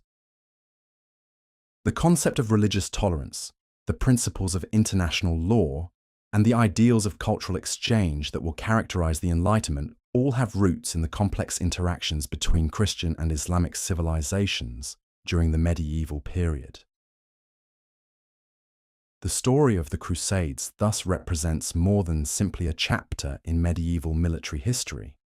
It constitutes a foundational experience in the long process by which European civilization defined itself in relation to the wider world. The encounter with Islamic civilization that these expeditions initiated continues to shape global politics and culture in ways that would have been unimaginable to the warriors who first answered Urban II's call at Clermont. As we trace the final transformation of crusading idealism into the more complex realities of late medieval politics and culture, we can see reflected in this transformation the broader patterns that have characterized human civilization throughout history. The tension between religious conviction and political pragmatism, the challenge of maintaining cultural identity while adapting to changing circumstances, and the eternal human struggle to balance idealism with realism. All of these universal themes find expression in the particular story of the Crusades. The silence that finally settles over the battlefields of the Levant is thus not the silence of ending, but of transformation. The dreams and nightmares, the triumphs and tragedies, the hopes and fears that motivated 2 centuries of crusading warfare have not disappeared, but have been absorbed into the larger stream of human experience. They continue to flow beneath the surface of subsequent history, sometimes emerging in new forms, sometimes remaining hidden, but always present as part of the vast accumulation of human memory and aspiration that connects each generation to those that have gone before. In this way, the Crusades become not merely a historical phenomenon to be studied and understood, but a continuing part of the human story that each generation must interpret anew for itself. The questions that the Crusaders faced about the relationship between faith and violence, about the possibilities and limitations of cultural encounter, about the meaning of religious commitment in a complex world, remain as relevant today as they were 8 centuries ago. The answers that each generation provides to these questions will determine not only how the crusading legacy is remembered, but how its deeper insights contribute to the ongoing human quest for meaning, justice, and peace. The son of Pallas had finally returned to the field of battle, terrible in his divine armor and burning with a desire for vengeance. Yet even as his bronze spear drank deeply of Trojan blood, the war itself had begun to evolve beyond the comprehension of mortal heroes. For 9 long years, this conflict had been fought according to ancient rules. Champions met in single combat while armies watched. Gods intervened openly on behalf of their favorites. Honor and glory meant more than strategic advantage. But the slaughter unleashed by Achilles' wrath marked the beginning of something different. A new kind of warfare, where divine fury and mortal technology combined to create destruction on an unprecedented scale. The first sign of this transformation came not from the Greek camp, but from the very walls of Troy itself. As Hector's funeral fires burned low and his ashes were gathered in their golden urn, the city's defenders knew that conventional tactics could no longer protect them from the terror that prowled outside their gates. The son of Pallas had become something more than human, less than God, a force of nature that could not be turned aside by bronze spears or noble courage. In the councils of Troy, voices began to whisper of desperate measures. Some spoke of magical weapons hidden in the deepest vaults of Priam's palace, artifacts from the age when gods walked openly among men. Others suggested appealing to powers beyond Olympus, to the primordial forces that had existed before Zeus claimed his throne. But Priam, aged and broken by his son's death, could only weep and speak of his remaining children, who would soon follow Hector to the house of Hades. Meanwhile, the Greek camp buzzed with fresh hope. The return of their greatest warrior had shifted the entire dynamic of the siege. Where once they had been content to raid and plunder, now they spoke openly of storming Troy's walls and putting the city to the torch. The sight of Achilles in his divine armor, terrible as the god of war himself, had reminded them why they had crossed the wine-dark sea in the first place. But the war's evolution was perhaps most visible in the way it now consumed everything in its path. The countryside around Troy, once dotted with prosperous farms and thriving villages, had become a wasteland of ash and bone. The sacred groves where shepherds once made offerings to the gods had been stripped bare for funeral pyres. Even the great river Scamander, defiled by Achilles' slaughter, ran red with blood and choked with corpses. This was no longer the heroic conflict that poets would sing about in golden halls. It had become something darker, more primal, a war that threatened to devour not just the combatants, but the very principles of civilization itself.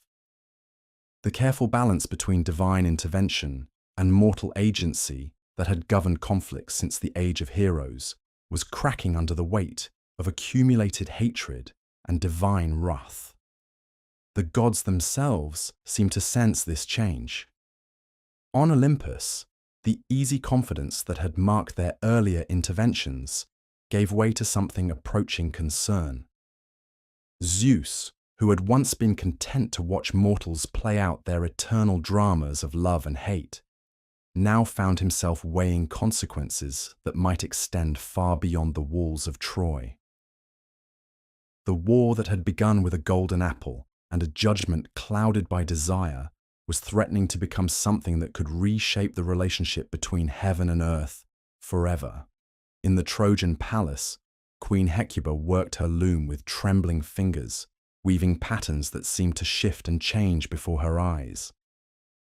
Some said the gods had touched her with the gift of prophecy, that she could see in her threads the fates of all her children yet to fall.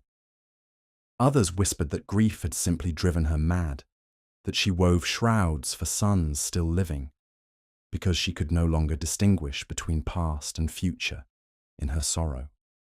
Prince Paris, the beautiful shepherd who had started this war with his theft of Helen, now walked the walls of Troy like a man haunted by ghosts. The confident youth who had once believed that Aphrodite's favor could shield him from all consequences had aged years in the span of days since his brother's death. He still carried his silver bow, still commanded the respect due to a son of Priam, but something essential had died in him when he saw Hector's corpse dragged behind Achilles' chariot. Even Helen herself, the face that had launched 1,000 ships, seemed diminished by the weight of what her beauty had wrought. She spent her days in the highest tower of the palace, gazing out over the battlefield where men died daily for her sake. Some said she was weaving a great tapestry that depicted all the struggles fought in her name, as if by capturing them in thread and dye, she could somehow make sense of the destruction that followed in her wake. The common soldiers on both sides felt this change most acutely. Veterans who had fought for 9 years spoke in hushed tones of how different this war had become. Where once there had been rules, unspoken but understood by all, now there seemed to be only the logic of escalation. Each act of brutality demanded a response in kind. Each violation of custom made the next transgression easier to justify. Young warriors who had grown to manhood during the siege knew no other reality than this. They had learned to fight not for glory or honor, but for survival in a world where mercy was weakness and hesitation meant death. They watched Achilles drag Hector's corpse around Troy's walls and saw not an abomination that violated every principle of civilized warfare, but simply the natural progression of a conflict that had long since abandoned such niceties. The priests in both camps struggled to make sense of divine will in this new reality. How could the gods, who had once seemed to follow comprehensible patterns of favor and disfavor, now permit such chaos to reign? Some began to whisper that the war had somehow broken free of divine control, that mortal hatred had grown so intense it could override even the will of Zeus himself. But perhaps the most disturbing change was in the nature of heroism itself.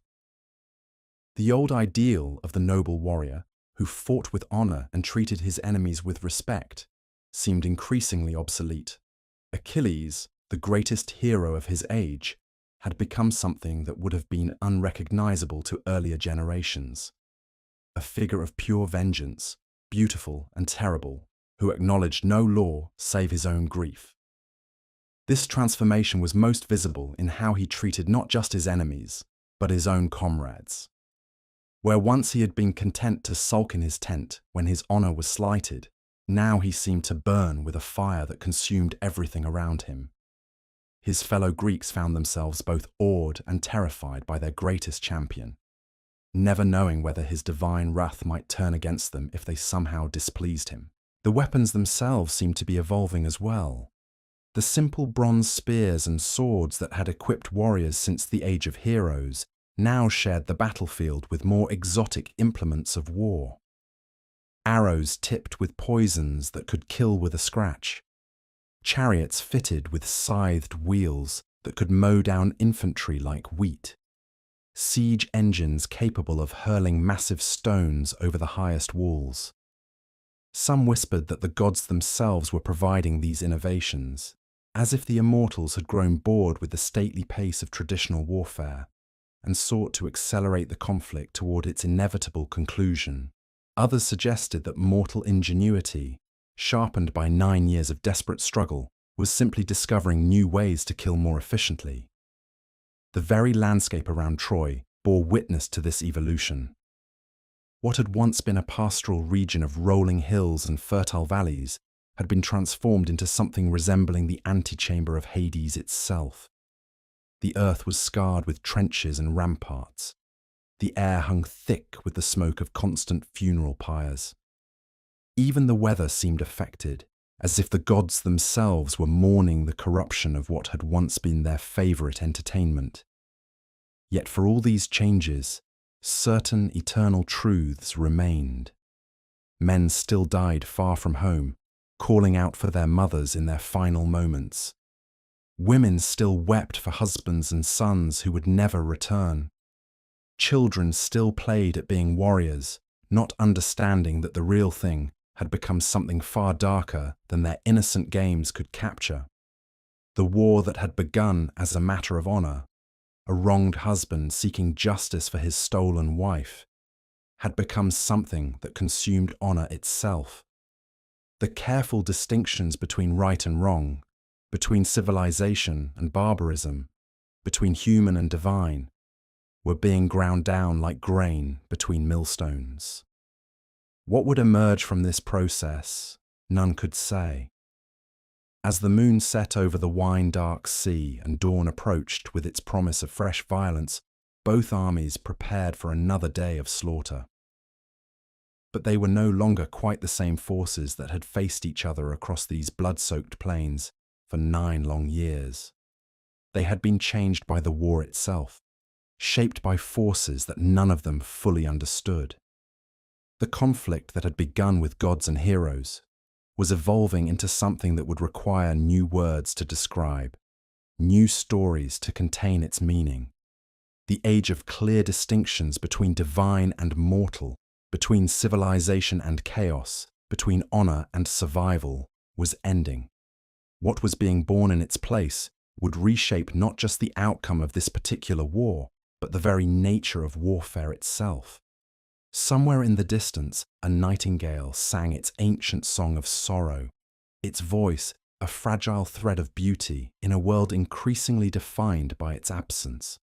Tomorrow would bring fresh heroes to the fore, new acts of courage and cruelty, and perhaps the beginning of the end for one side or the other. But tonight, in the brief space between one day's bloodshed and the next, even the wind seemed to hold its breath, as if the very elements sensed that something fundamental was shifting in the balance of the world. The Trojan War was no longer just a war. It was becoming something else entirely, a transformation that would echo through the ages, changing not just how men fought, but how they understood the very nature of heroism, honor, and the price of glory. The old songs would soon be inadequate to capture what was emerging from the ashes of the familiar world. And in his tent beside the black ships, Achilles polished his divine armor and dreamed of the death that awaited him, knowing that his choice had set in motion forces that would outlive them all. The year 1187 stands like a shadow across the landscape of medieval history. 3 decades have passed since the Second Crusade collapsed in humiliating failure before the walls of Damascus. The Crusader states that once seemed destined to expand across the entire Levant now cling precariously to a narrow strip of coastal territory. In Jerusalem, the leper king Baldwin IV has died, leaving behind a fractured succession and a kingdom torn by civil war. The unity that once made the Franks formidable has dissolved into bitter factionalism, with the native-born nobility, the Poulains, increasingly at odds with newly arrived Europeans, who understand neither the land nor its people. Into this vacuum steps a figure who will reshape the entire character of the Holy Wars. Salah ad-Din Yusuf ibn Ayyub, known to history as Saladin, has spent the past decade methodically uniting the fractured Muslim world under his banner. Unlike his predecessors, who ruled through fear and divided their enemies through careful diplomacy, Saladin offers something far more dangerous, a vision of unified Islamic resistance blessed by religious authority and backed by military genius. The Sultan's rise began not in the glittering courts of Baghdad or Cairo, but in the harsh Kurdish mountains of northern Mesopotamia. Born into a family of military administrators serving the Zengid dynasty, he learned statecraft in the shadow of his uncle Shirkuh, a general whose campaigns in Egypt would reshape the balance of power across the Middle East. When Shirkuh died suddenly in Cairo in 1169, the young Saladin found himself thrust into leadership of a foreign army in a hostile land, surrounded by enemies who viewed him as an upstart Kurdish adventurer with neither legitimacy nor prospects for survival. But Saladin possessed qualities that his contemporaries fatally underestimated. Where other military commanders relied on brutality to maintain control, he combined genuine piety with calculated mercy, winning over populations that had suffered under harsh Fatimid rule, where previous conquerors had been content to extract tribute and move on. He methodically built administrative systems that could transform military victory into lasting political control. Most crucially, where his rivals saw the Crusader states as obstacles to their regional ambitions, Saladin recognized them as a unifying force that could rally all Islam under a single banner. The conquest of Egypt provided him with resources that dwarfed those of any contemporary ruler. The Nile's annual flood generated agricultural wealth that could fund armies and build fortifications. The trade routes connecting the Indian Ocean to the Mediterranean brought customs revenues that filled treasury vaults.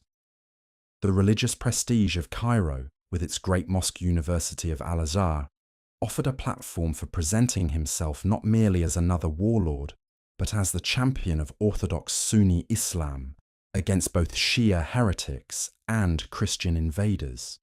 Yet even these advantages might have proved insufficient against the combined strength of the Crusader states and their Byzantine and Armenian allies, had not the Franks themselves provided Saladin with the opportunity he needed.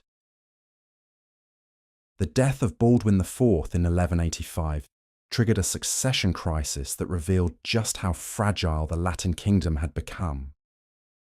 The crown passed to his nephew, the child Baldwin V, under the regency of Raymond of Tripoli, a statesman who understood that survival required accommodation with Muslim neighbours.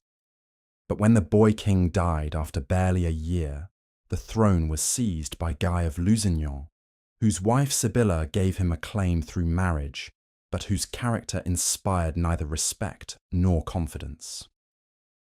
Guy's elevation split the kingdom between supporters of the established succession and nobles who backed the rival claim of Humphrey of Toron, husband of Isabella, Sibylla's half-sister. This division might have remained a manageable political dispute, but it became a military crisis when Reynald of Châtillon, Lord of Queyrac, launched unauthorized raids against Muslim caravans crossing his territory. Reynald was precisely the kind of crusader that contemporary chroniclers love to describe. Brave to the point of recklessness, proud to the point of arrogance, and utterly indifferent to the political consequences of his actions. His attacks on Muslim merchants and pilgrims provided Saladin with the perfect justification for war. Islamic law demanded that rulers protect believers travelling under safe conduct, and Reynald's violations of truces made him not merely an enemy, but an oath-breaker whose actions dishonoured the very concept of negotiated agreements. When diplomatic protests failed to secure either compensation for losses or guarantees against future attacks, Saladin declared jihad against the Crusader states, calling upon all Muslims to unite in a holy war that would cleanse the land of infidel occupation. The army that assembled under his banners in 1187 represented the largest Muslim force ever gathered against the Crusader states. Contingents arrived from Egypt, Syria, Mesopotamia, and beyond, drawn by the promise of religious merit and material reward. But numbers alone had never been sufficient to defeat the Franks, whose heavy cavalry remained the most formidable military force in the medieval world. Saladin's genius lay in recognizing that victory required not just military superiority, but strategic insight that could turn the Crusaders' strengths into weaknesses. The campaign began with a calculated provocation. While the main Muslim army besieged Tiberias, the capital of Raymond of Tripoli's principality, Saladin detached a strong force to ravage the countryside around the city. The garrison, commanded by Raymond's wife Esquiva, found itself cut off from relief and facing inevitable starvation unless help arrived quickly. The situation created exactly the dilemma that Saladin had intended. The Crusader army must either march to relieve Tiberias, abandoning its defensive positions for a risky advance across hostile territory, or watch one of their major fortresses fall without offering resistance. King Guy summoned his vassals to muster at Sephoria, a strong position with reliable water supplies and good defensive terrain. Here the Christian army could wait for Saladin to attack prepared positions, forcing the Muslims to assault uphill against heavy cavalry supported by infantry and crossbowmen. Raymond of Tripoli, despite his personal stake in Tiberias, argued passionately for remaining at Sephoria. He understood better than most how Muslim armies operated, having spent years as Saladin's prisoner and learning to respect his captor's strategic acumen. "Tiberias is my city, and my wife is inside," he reportedly declared. "But better that it should be lost than that we should all be destroyed." But Guy faced pressures that made defensive strategy politically impossible. The military orders, whose Grand Masters commanded contingents of elite warrior monks, argued that abandoning Tiberias without a fight would appear cowardly and invite further Muslim aggression. Newly arrived crusaders from Europe, unfamiliar with local conditions but eager for glory, dismissed Raymond's warnings as the counsel of fear. Most persuasively, Gerard of Riedefort, Grand Master of the Templars, accused the king of cowardice and suggested that those who advocated defensive tactics were secretly in league with the Muslims. The final decision came after a night of agonized deliberation. Guy, perhaps hoping to silence his critics through decisive action, perhaps genuinely believing that Christian valor could overcome any obstacle, ordered the army to march for Tiberias at dawn. The force that departed Sephoria on July 3, 1187, represented virtually the entire military strength of the Crusader states. Perhaps 20,000 men, including 200 heavy cavalry, the core of Frankish military power. It was the largest Christian army ever assembled in the Holy Land, but it was also the last army the kingdom could field. If this force were destroyed, no reserves remained to defend the cities and castles that constituted the Crusader presence in the Levant. The march began before sunrise, with advance guards probing ahead for signs of Muslim forces. Initially, the route seemed clear, and some commanders began to hope that Saladin had withdrawn rather than risk battle against such a formidable host. But as the sun climbed higher and the July heat became oppressive, Muslim light cavalry began appearing on the flanks, launching hit-and-run attacks that forced the Crusaders to maintain battle formation throughout their advance.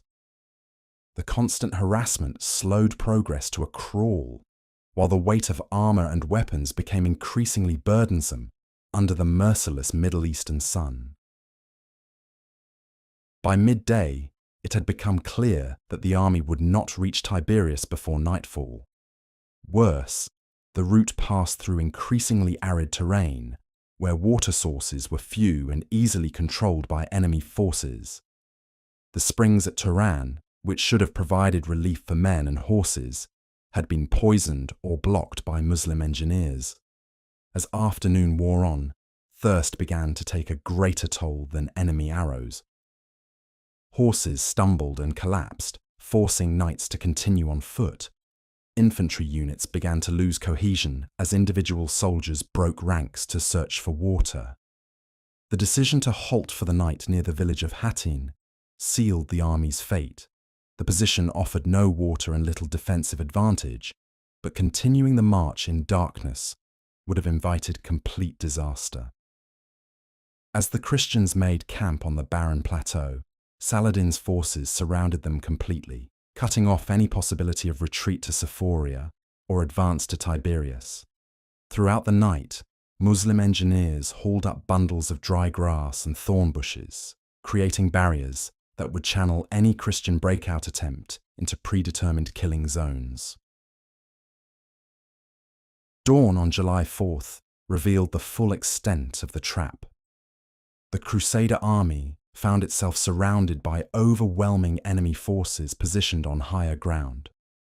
Worse, the Muslims had set fire to the grass barriers during the night, and smoke from these fires, driven by a wind toward the Christian positions, made breathing difficult and coordination nearly impossible. The psychological effect was as devastating as the physical discomfort. The smoke seemed to symbolize the fires of hell, suggesting that God himself had abandoned the Christian cause. The battle that followed destroyed not merely an army, but an entire political system. The Crusader heavy cavalry, weakened by thirst and blinded by smoke, could not execute the coordinated charges that had won so many previous victories. Individual acts of heroism proved meaningless against the systematic destruction that Saladin's tactics inflicted. The infantry, abandoned by knights who could no longer protect them, broke and fled, only to be cut down by Muslim cavalry that had been positioned precisely to intercept such attempts. King Guy's desperate attempt to break through to the springs of Hattin failed when his exhausted horses could not maintain the charge necessary to pierce enemy lines. The royal standard was raised again, and fell once more as the knights around it were systematically eliminated. By noon, organized resistance had collapsed entirely. The survivors found themselves prisoners of an enemy who had achieved victory through superior strategy rather than mere force of numbers. The capture of the true cross, the most sacred relic in the Crusader states, symbolized the completeness of the disaster. This fragment of wood, believed to be from the cross on which Christ was crucified, had accompanied Crusader armies into battle for nearly a century, serving as both spiritual inspiration and political symbol of Christian presence in the Holy Land. Its loss suggested that God had withdrawn his protection from the Frankish settlers, leaving them defenseless against righteous Muslim anger. Saladin's treatment of his prisoners revealed the careful calculation behind his apparent magnanimity. Common soldiers and poor knights were sold into slavery, providing immediate profit and removing potential resistance fighters from circulation. Wealthy nobles were held for ransom, their freedom contingent on payments that would drain Crusader treasuries and prevent the financing of future military efforts. The military orders, whose members had taken vows that prevented them from being ransomed, were executed en masse as dangerous enemies who could never be safely released. King Guy himself presented a special problem. Islamic law prohibited the execution of rulers who had been offered food and drink after capture, and Saladin carefully observed this prohibition by personally offering the king water.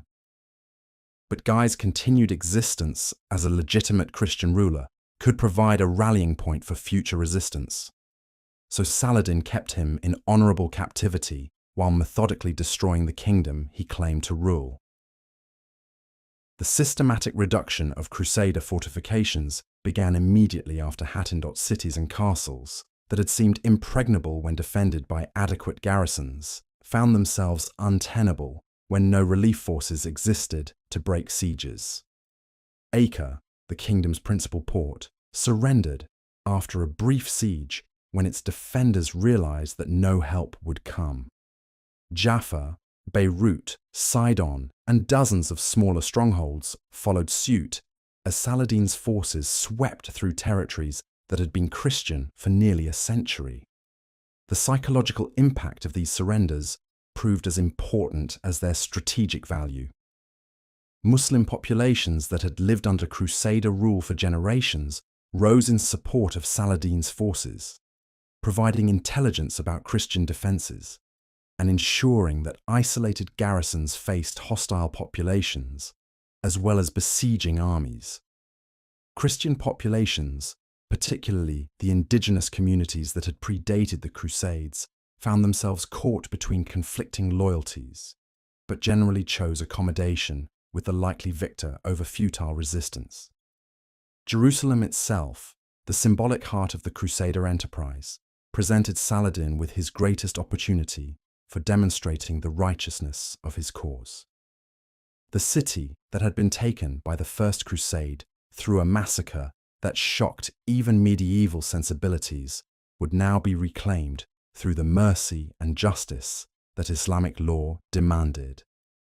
The siege began in September 1187, with Saladin's forces positioned to prevent any relief from the few remaining Christian strongholds. The defense of Jerusalem was organized by Balian of Ibelin, one of the few great nobles to escape capture at Hattin. Balian understood that military resistance was hopeless, but he also recognized that the manner of the city's surrender would determine the fate of its population. His negotiations with Saladin established terms that would become a model for the conquest of Christian territories: safe passage for those who could pay ransom, protection for religious sites and non-combatants, and guarantees against the kind of massacre that had accompanied the Crusader conquest. The peaceful surrender of Jerusalem on October 2nd, 1187, marked the effective end of the first phase of Crusader settlement in the Holy Land. The contrast with the bloody capture of 1099 was deliberate and pointed, where Christian conquerors had violated their own moral principles through indiscriminate slaughter. Muslim reconquest proceeded according to religious law and ethical standards that enhanced rather than diminished Saladin's reputation. The news of Jerusalem's fall reached Europe like a thunderbolt, shattering assumptions about the permanent nature of Crusader achievements and forcing a fundamental reassessment of Christian strategy in the East. The loss of the Holy Sepulchre, the site of Christ's burial and resurrection, seemed to demand immediate and massive response. Yet the very scale of the disaster made effective response extraordinarily difficult. The infrastructure of the Crusader states had been so thoroughly destroyed that any new expedition would essentially have to conquer the Holy Land anew. Pope Gregory VIII's bull Audita Tremendi, issued in response to news of Hattin and Jerusalem's fall, called for a new crusade that would dwarf all previous expeditions. The spiritual rewards offered to participants exceeded even those promised by Urban II at Claremont: complete remission of sins, protection of property during absence, and immunity from legal prosecution. But spiritual incentives, however generous, could not solve the practical problems that any new crusade would face. The political landscape of Europe in 1187 seemed almost designed to frustrate crusading efforts. The Holy Roman Empire was paralyzed by conflicts between Emperor Frederick Barbarossa and his rebellious vassals. France and England remained locked in their ancestral rivalry, with Philip Augustus and Henry II more concerned about their mutual border than distant Jerusalem. The papacy itself was weakened by ongoing disputes with temporal rulers over investiture and taxation rights. Yet gradually, the magnitude of the crisis forced European rulers to set aside their immediate concerns in favor of the larger Christian cause. Frederick Barbarossa, despite his advanced age, took the cross and began organizing what would become the largest German expedition ever sent to the Holy Land. Philip Augustus and Henry II, meeting at Gisors in early 1188, agreed to suspend their conflicts and lead a joint Franco-English expedition. Most romantically, Henry's son Richard, heir to the English throne and Duke of Aquitaine, embraced the crusading ideal with an enthusiasm that would make him legendary. The Third Crusade, as this expedition came to be known, would be remembered as the most romantic and dramatic of all the holy wars.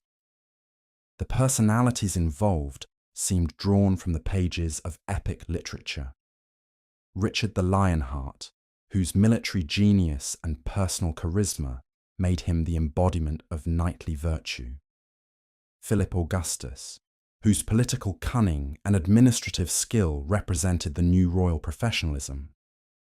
Frederick Barbarossa, whose long career had made him the most respected ruler in Europe. And opposing them all, Saladin himself, whose combination of military ability, political wisdom, and personal honor won the grudging respect even of his enemies. But romance should not obscure the fundamental challenges that faced the new crusade. The logistical problems of moving large armies across thousands of miles of hostile or neutral territory remained as daunting as ever. The financial costs of equipping and maintaining expeditionary forces for years of campaigning exceeded the resources of even the wealthiest kingdoms. Most critically, the strategic situation in the Holy Land had changed fundamentally since the First Crusade, where the original expeditions had faced a politically fragmented Muslim world. The Third Crusade confronted a unified Islamic empire under competent leadership. The German expedition, departing first in May 1189, initially seemed to vindicate optimistic predictions about crusading success. Frederick's army, numbering perhaps 15,000 men, represented the largest and best organized force the empire had ever sent eastward. The emperor's careful preparations, including detailed negotiations with Byzantine and Hungarian authorities for safe passage, suggested that the disasters which had befallen previous expeditions could be avoided through proper planning. The march through Hungary and the Balkans proceeded smoothly, with local populations generally cooperative and supplies readily available through advance arrangements. Even the traditionally difficult passage through Byzantine territory was accomplished without serious incident, though relations with Emperor Isaac Angelus remained tense throughout. Frederick's diplomatic skill, honed through decades of dealing with recalcitrant vassals and rival rulers, proved invaluable in navigating the complex political situations that arose at every border crossing. The entry into Asia Minor marked the beginning of serious military operations. The Seljuk Sultanate of Rum, while nominally subject to Saladin's authority, maintained effective independence under Sultan Kailij Arslan II. The Sultan's strategy was to avoid pitched battles while harassing the Crusader army through constant skirmishing, hoping to weaken the expedition through attrition rather than risk his forces in decisive engagements. This approach initially proved effective. The German army, strung out along the narrow roads that crossed the Anatolian plateau, found itself under constant attack from Turkish horse archers who could strike quickly and withdraw before the heavy cavalry could respond. Water sources were poisoned or blocked, forcing long detours that exhausted men and animals. Supplies became increasingly difficult to obtain as local populations fled or were evacuated by Turkish authorities. The Battle of Iconium in May 1190 demonstrated both the potential and the limitations of the German expedition. Frederick's tactical skill enabled his forces to storm the Seljuk capital and scatter the Sultan's army, proving that Crusader military methods remained effective when properly applied. But the victory also revealed the costs of campaigning in hostile territory. The army had been reduced by perhaps a third through casualties, disease, and desertion, while the remaining forces were increasingly difficult to supply and control. It was in this context that disaster struck. On June 10th, 1190, while crossing the Salif River in Cilicia, Emperor Frederick drowned in circumstances that remain mysterious to this day. Whether he suffered a heart attack while swimming, was swept away by the current while attempting to ford the stream, or met his end through some other misfortune, his death effectively ended the German crusade. The army, deprived of the leadership that had held it together through months of hardship, began to disintegrate almost immediately. Some contingents, led by Frederick's son, Duke Frederick of Swabia, continued toward the Holy Land and eventually reached Acre, where they joined the ongoing siege. But the great German expedition that had seemed capable of reconquering the entire Holy Land had been reduced to a few thousand survivors, whose arrival barely affected the strategic balance. The death of Barbarossa demonstrated once again how dependent medieval expeditions were on individual leadership, and how quickly the most carefully planned campaigns could collapse when key figures were removed. The Anglo-French expedition, departing in 1190, took a different route that avoided some of the hazards that had destroyed the German force. Philip Augustus and Richard sailed from their respective ports, planning to rendezvous in Sicily before continuing to the Holy Land. This maritime approach offered advantages in terms of speed and supply, but it also created new problems related to naval logistics and the politics of the Mediterranean powers. The winter spent in Sicily, 1190-1191, revealed both the potential for cooperation and the sources of tension that would eventually destroy the Anglo-French alliance. Richard's conquest of Messina, undertaken to protect Crusader supplies from local interference, demonstrated his military capabilities, but also his tendency toward unilateral action that ignored the interests of allies. Philip's negotiations with Tancred of Sicily, aimed at securing naval support for the expedition, showed his diplomatic skill, but also his willingness to pursue French interests at the expense of common crusading goals.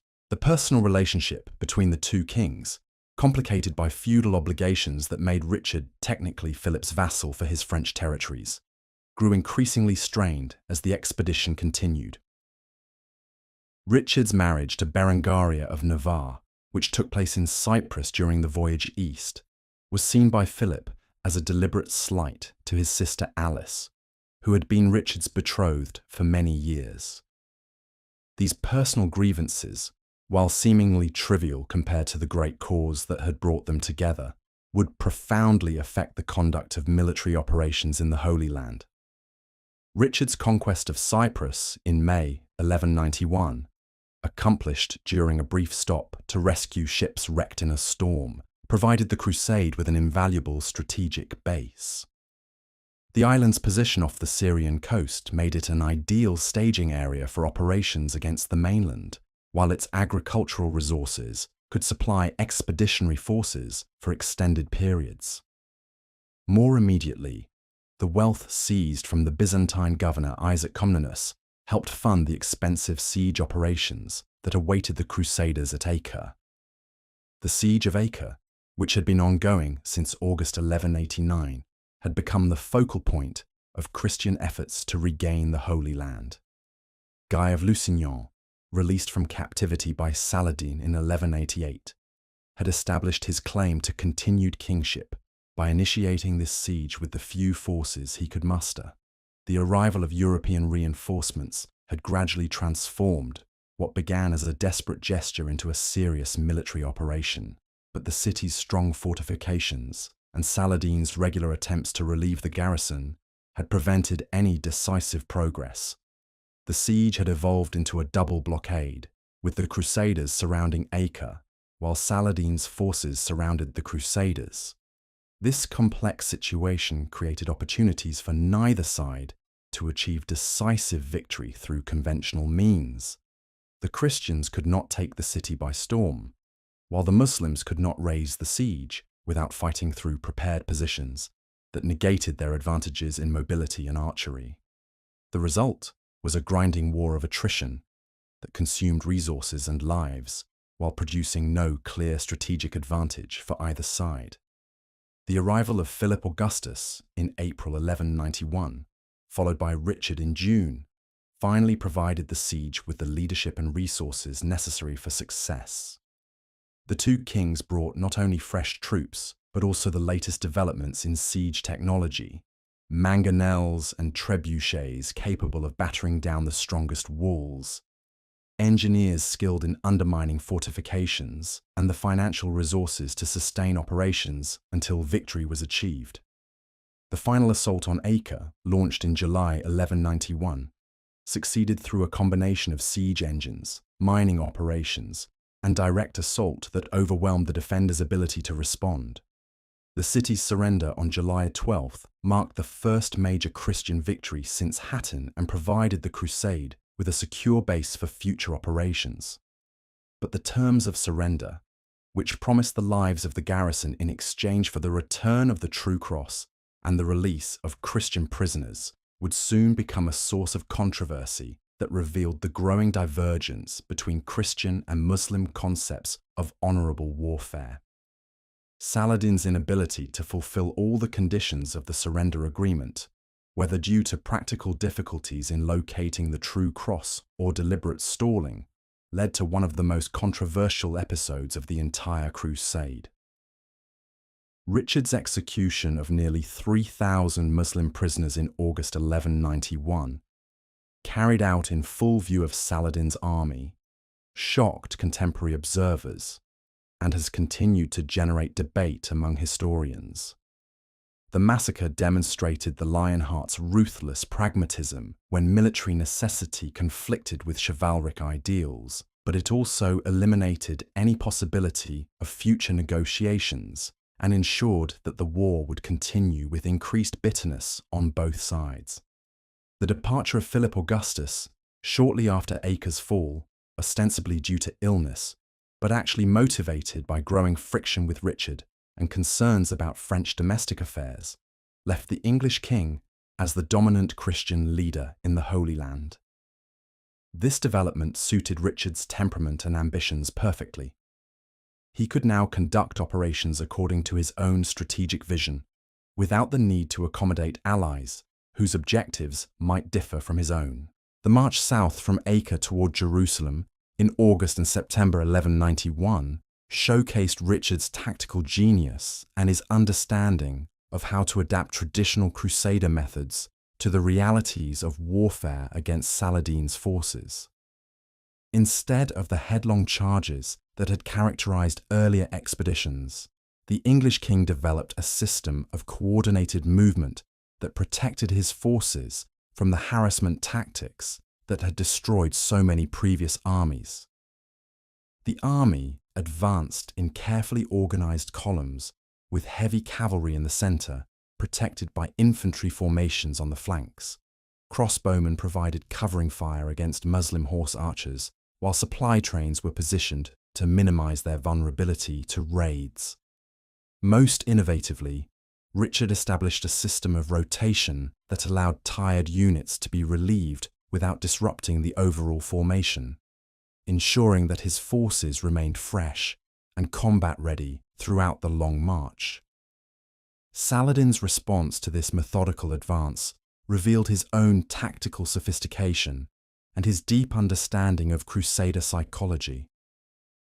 Rather than attempting to prevent the Christian advance through pitched battle, where Richard's heavy cavalry might prove decisive, the Sultan sought to provoke the kind of undisciplined charge that had led to disaster at Hattin. Muslim forces conducted constant harassment, appearing suddenly to launch attacks and withdrawing before effective retaliation could be organized.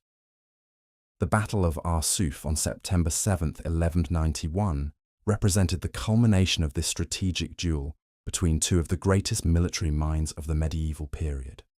Saladin, recognizing that the steady Christian advance could not be stopped through harassment alone, committed his entire army to a pitched battle designed to break Richard's formations through overwhelming pressure. The Muslim forces, numbering perhaps 20,000 men, launched coordinated attacks against the Crusader columns from multiple directions, seeking to force the premature cavalry charge that had destroyed so many previous Christian armies. Richard's response demonstrated why he was considered the finest military tactician of his generation. Despite enormous pressure from his knights, who chafed under the constant missile fire and demanded permission to charge, the English king maintained strict discipline within his formations. The Hospitallers, positioned in the rearguard and bearing the brunt of the Muslim assault, sent repeated messages begging for permission to attack. But Richard continued to wait for the perfect moment when a coordinated charge could achieve maximum effect. The breakthrough came when Saladin's forces, encouraged by their apparent success in pinning down the Christian army, pressed their attacks too closely and lost the mobility that was their primary advantage. At precisely the right moment, Richard unleashed his heavy cavalry in a coordinated charge that shattered the Muslim formations and sent them streaming back across the coastal plain. The psychological impact was enormous. For the first time since Hattin, a major Muslim army had been decisively defeated in open battle. Yet Arsuf, while a tactical masterpiece, failed to achieve the strategic breakthrough that Richard needed to justify his enormous expenditure of resources and lives. Saladin's army, though defeated, was not destroyed. Within days, Muslim forces were again harassing Christian positions and threatening supply lines. The Sultan had learned that he could not defeat Richard in open battle, but he had also demonstrated that military defeat did not necessarily translate into political collapse when facing an enemy with secure bases and reliable support from the local population. The advance toward Jerusalem, resumed after the victory at Arsuf, soon revealed the fundamental dilemma that faced any Christian attempt to reconquer the Holy Land.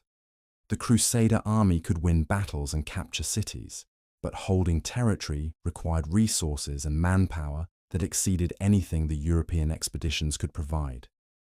Each mile of advance stretched supply lines further and required additional troops for garrison duties, while Saladin's forces remained free to concentrate against whatever target offered the best opportunity for success.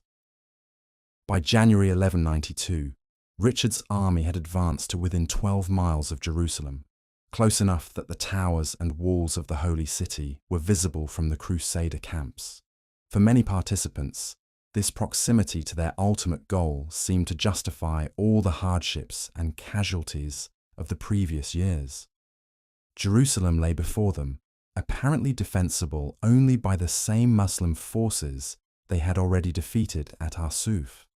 Yet Richard, with the cool calculation that marked all his military decisions, recognized that capturing the city would be easier than holding it. The logistical analysis was unforgiving. Jerusalem's position in the Judean hills made it difficult to supply from the coastal bases that provided the crusade with reinforcements and equipment. The city's large Muslim and Jewish populations could not be relied upon for support and might actively assist any relief army. Most critically, Saladin retained control of Damascus, Cairo, and the other major Muslim centers, giving him unlimited opportunities to besiege any Christian garrison left in Jerusalem, while the main Crusader army returned to Europe. The decision to withdraw from the approaches to Jerusalem without attempting an assault represented one of the most controversial moments of Richard's entire career.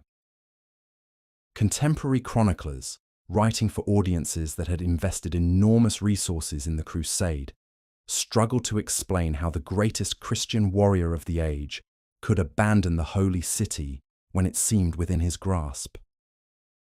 Later historians have generally vindicated Richard's strategic judgment, but at the time, the withdrawal appeared to many observers as an inexplicable failure of will at the crucial moment. The negotiations that followed this withdrawal revealed both the possibilities and the limitations of medieval diplomacy. Richard and Saladin, despite their military rivalry, had developed a mutual respect based on their shared understanding of warfare and statecraft. Both recognized that the current situation was unsustainable. The Crusaders could not advance further without risking destruction, while the Muslims could not force a decisive battle without accepting potentially catastrophic losses. The personal diplomacy between the two leaders, conducted largely through Richard's negotiations with Saladin's brother al-Adil, explored possibilities that went far beyond simple military truces. Richard's proposal that his sister Joanna marry al-Adil and rule Jerusalem jointly represented an extraordinarily creative attempt to resolve the fundamental religious conflict through dynastic alliance. Though ultimately rejected due to religious objections on both sides, the proposal demonstrated the sophisticated political thinking that both leaders brought to their seemingly intractable conflict. The final phase of the Third Crusade, extending through 1192, consisted of a series of military operations that achieve. As this epic journey through the Crusades ends, centuries of conflict are revealed to have transformed from religious pilgrimages into complex webs of politics, warfare, and cultural exchange that shaped both the Christian and Islamic worlds. The legacies of Richard, the Lionheart, and Saladin remind us that even amid great division, honor and respect can transcend religious boundaries. Although the Crusades failed in their original goal of permanent Christian control over the Holy Land, they forged lasting connections between East and West that influenced art, science, philosophy, and trade for generations. History's greatest lessons often emerge not from absolute victories or defeats, but from humanity's capacity to learn, adapt, and find meaning in turbulent times.